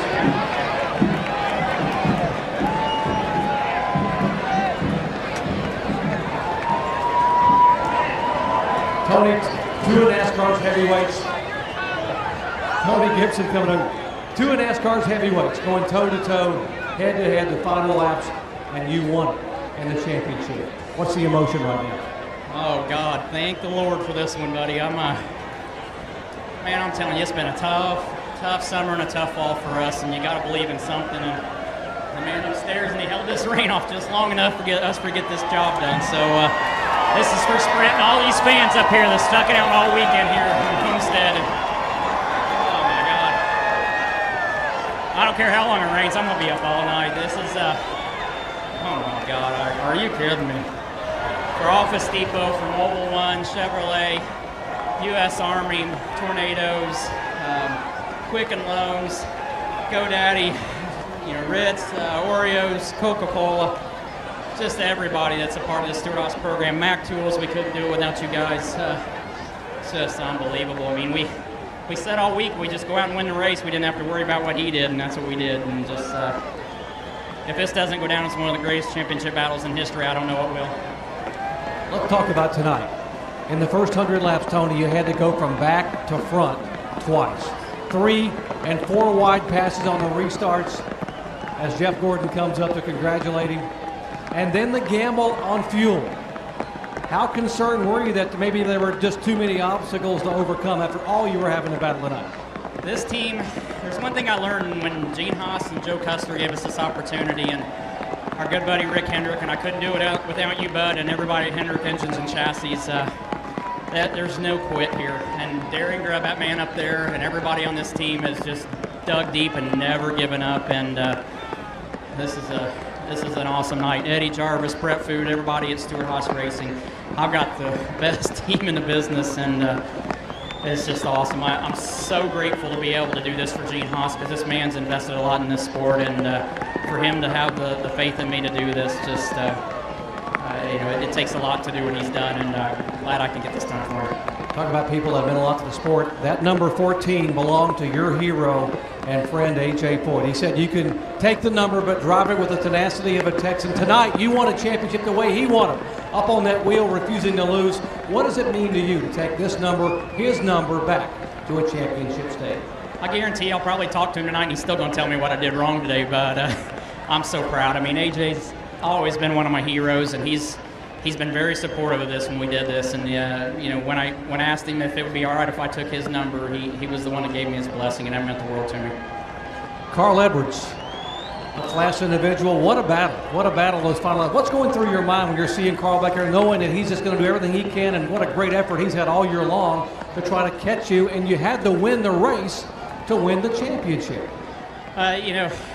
Those guys have done an awesome job all year, and my buddy Ricky Stenhouse won the nationwide championship yesterday, and Jack got the owner's championship. So I didn't feel bad taking this one away from him tonight. But he's a great competitor, he's a great guy, and we've been giving him a rough time this week. But it was all in an effort to do what we did tonight here, and that's to win this championship. But it shows how classy a guy he is. He was the first one to me over there, and he just said, promise me one thing, that you'll enjoy this. And he goes, I hope it's you and I in this position again next year. So it just shows how much class he's got. He's a great guy. Both of you showing so much class. And Tony, guess what? In just a moment, we're going to climb up on that stage. You're going to get a big trophy and even a bigger check as NASCAR's newest Sprint Cup champion. Alan? And they won't mind the raindrops one bit. Tony Stewart, 3-time NASCAR Sprint Cup Series champion after winning the season's final race. The trophy presentation is next.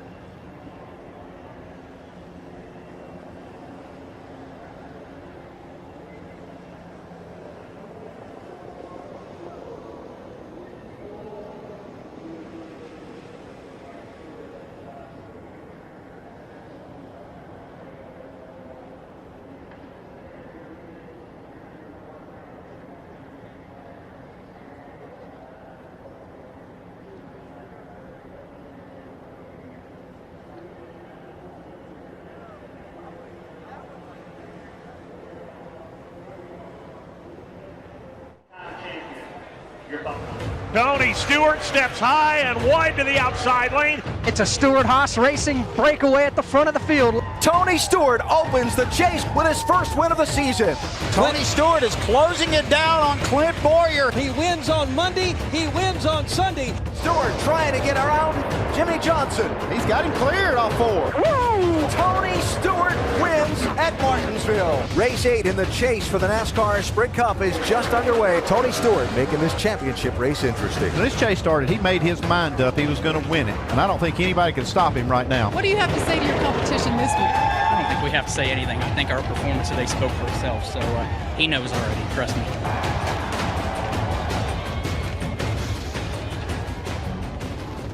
And then to the season finale, where Tony Stewart had to fall all the way back to 40th after some early damage.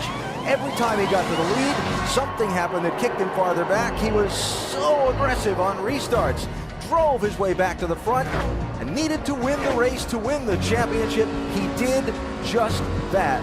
Tony Stewart continuing a theme that's been sports in 2011 of teams just barely making the postseason and coming on strong and winning the championship. The Packers would be one, UConn would be another. Here Tony Stewart, the St. Louis Cardinals in baseball, and Tony Stewart on a tiebreaker. Most wins earns the NASCAR Sprint Cup Championship for 2011. Yeah, once again, just amazing. 2 great drivers, the best 2 teams out there, and it came down tied into points. Just amazing, most amazing thing that I've ever seen. Jimmy Johnson winds up 6th, the lowest he's ever finished in the NASCAR Sprint Cup Championship in his career. And for Ryan Newman, he gets the final spot on stage at the series awards banquet in a couple of weeks in Las Vegas by finishing in 10th position. But it's all about Tony Stewart tonight. He and Carl Edwards waging a titanic fight for this championship over the final months of the season, and in this final race of the season, finishing 1 and 2 in the race, with Stewart getting the win and the title. And for the official presentation of the NASCAR Sprint Cup Series Championship hardware, we go back to the stage and Dr. Jerry Punch. Thank you very much, Alan, and as appropriate, eyes of motorsports fans all around the world are focused on the stage here at Homestead Miami Speedway. What an incredible performance and a battle of Tony Stewart and Carl Edwards. And now to make the presentation of the championship trophy, here is the president of NASCAR, Mike Elton. I think Tony's busy playing with somebody that understands him better than we do, but we'll get him over here in just a second. Okay, we'll get Tony over here, giving Darian a hug and holding Darian's young son. And there's a bond here that goes beyond crew chief and driver. The emotion, the gamble that Darian made to give Tony a chance to be able to hang on with fuel mileage and win a championship. And now Tony will hand him back. And now, Tony, here's a presentation of the championship trophy. Tony, on behalf of all of NASCAR, congratulations isn't enough. What you and Carl did all through the chase, but what both of you did tonight, and the way you drove that race car tonight all the way to the finish, to the winner's circle, to the 2011 championship, congratulations, and we're going to be honored to celebrate with you out in Vegas here in a couple of weeks. Congratulations, brother.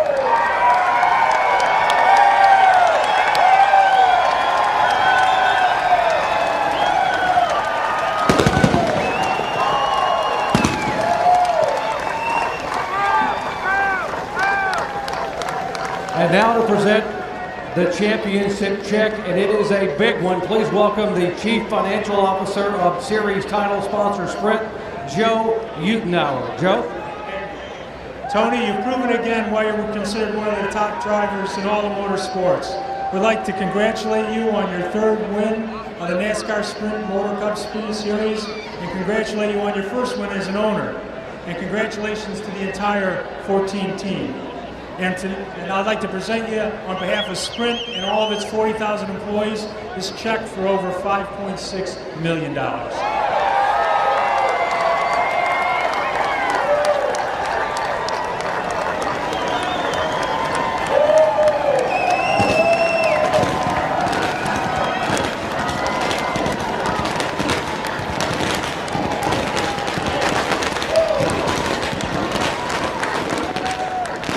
Tony Stewart getting a check for $5.6 million, celebrating on the stage. And Tony, with this championship, you become only the 9th driver in 7 decades of NASCAR racing to win 3 or more championships. That means you're the best of the best, my friend.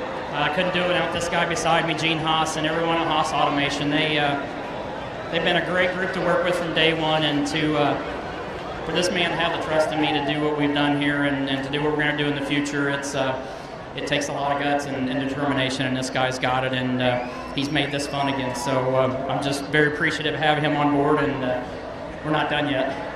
Gene, what does this mean to you?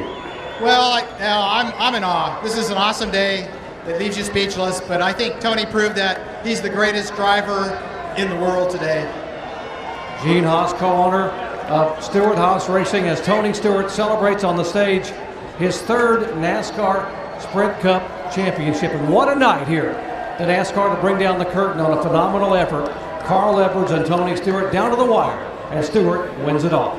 Alan? What a scene. And believe Tony when he says the celebration is just beginning.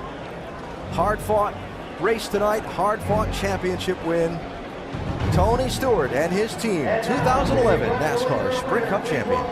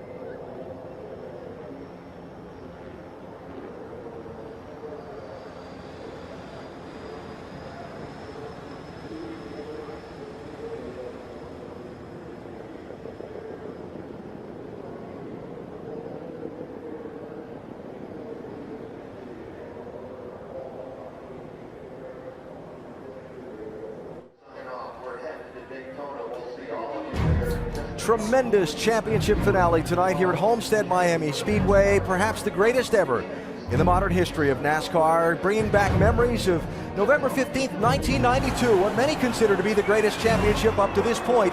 Alan Kulwicki, Bill Elliott, and Davey Allison in a 3-way fight for the title. Allison taken out in a late race wreck. That left Kulwicki and Elliott fighting for the race lead.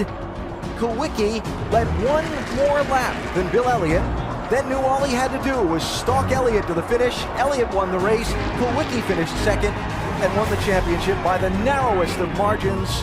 The man they called Underdog, the last owner-driver to win the NASCAR Sprint Cup Series championship.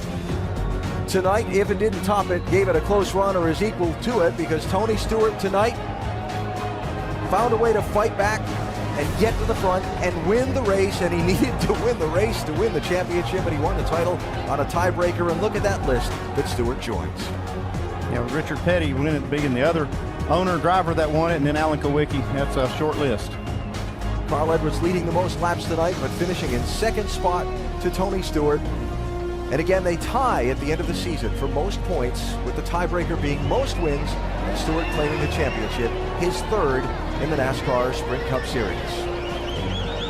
Well, they finished first and second in the race tonight. It came down to the tiebreaker. Your thoughts on what you saw on this night here in South Florida? What I saw was the two best drivers of the year, and when we came into this chase, I think that everybody certainly thought that Carl Edwards had a chance to win this championship. He did everything he needed to do. It seemed like the best average finish of anybody ever in the chase. That just wasn't enough to hold off a guy that came in without a win and then wins 5 of 10. That's just incredible to me. I've been doing this a long time, and I've never seen anybody with the kind of determination that I saw from Tony Stewart to win this championship. I mean, it started early in the chase, and it just carried on. The confidence, we heard it all week. We heard how much confidence he had. He knew he was going to do this. And as hard as it was to beat Carl Edwards, I just can't believe how much determination and focus that it took, not just from Tony Stewart, but his whole team. Just don't think you could ask for any more than we saw from these drivers, particularly the last 3 weeks. Racing up front for wins in races and racing door to door for the championship. And in the end, it was Tony Stewart winning the race and winning the title on a terrific night here in South Florida that will go down as one of the very best ever fights in NASCAR Sprint Cup history. Smoke, a 3-time champion.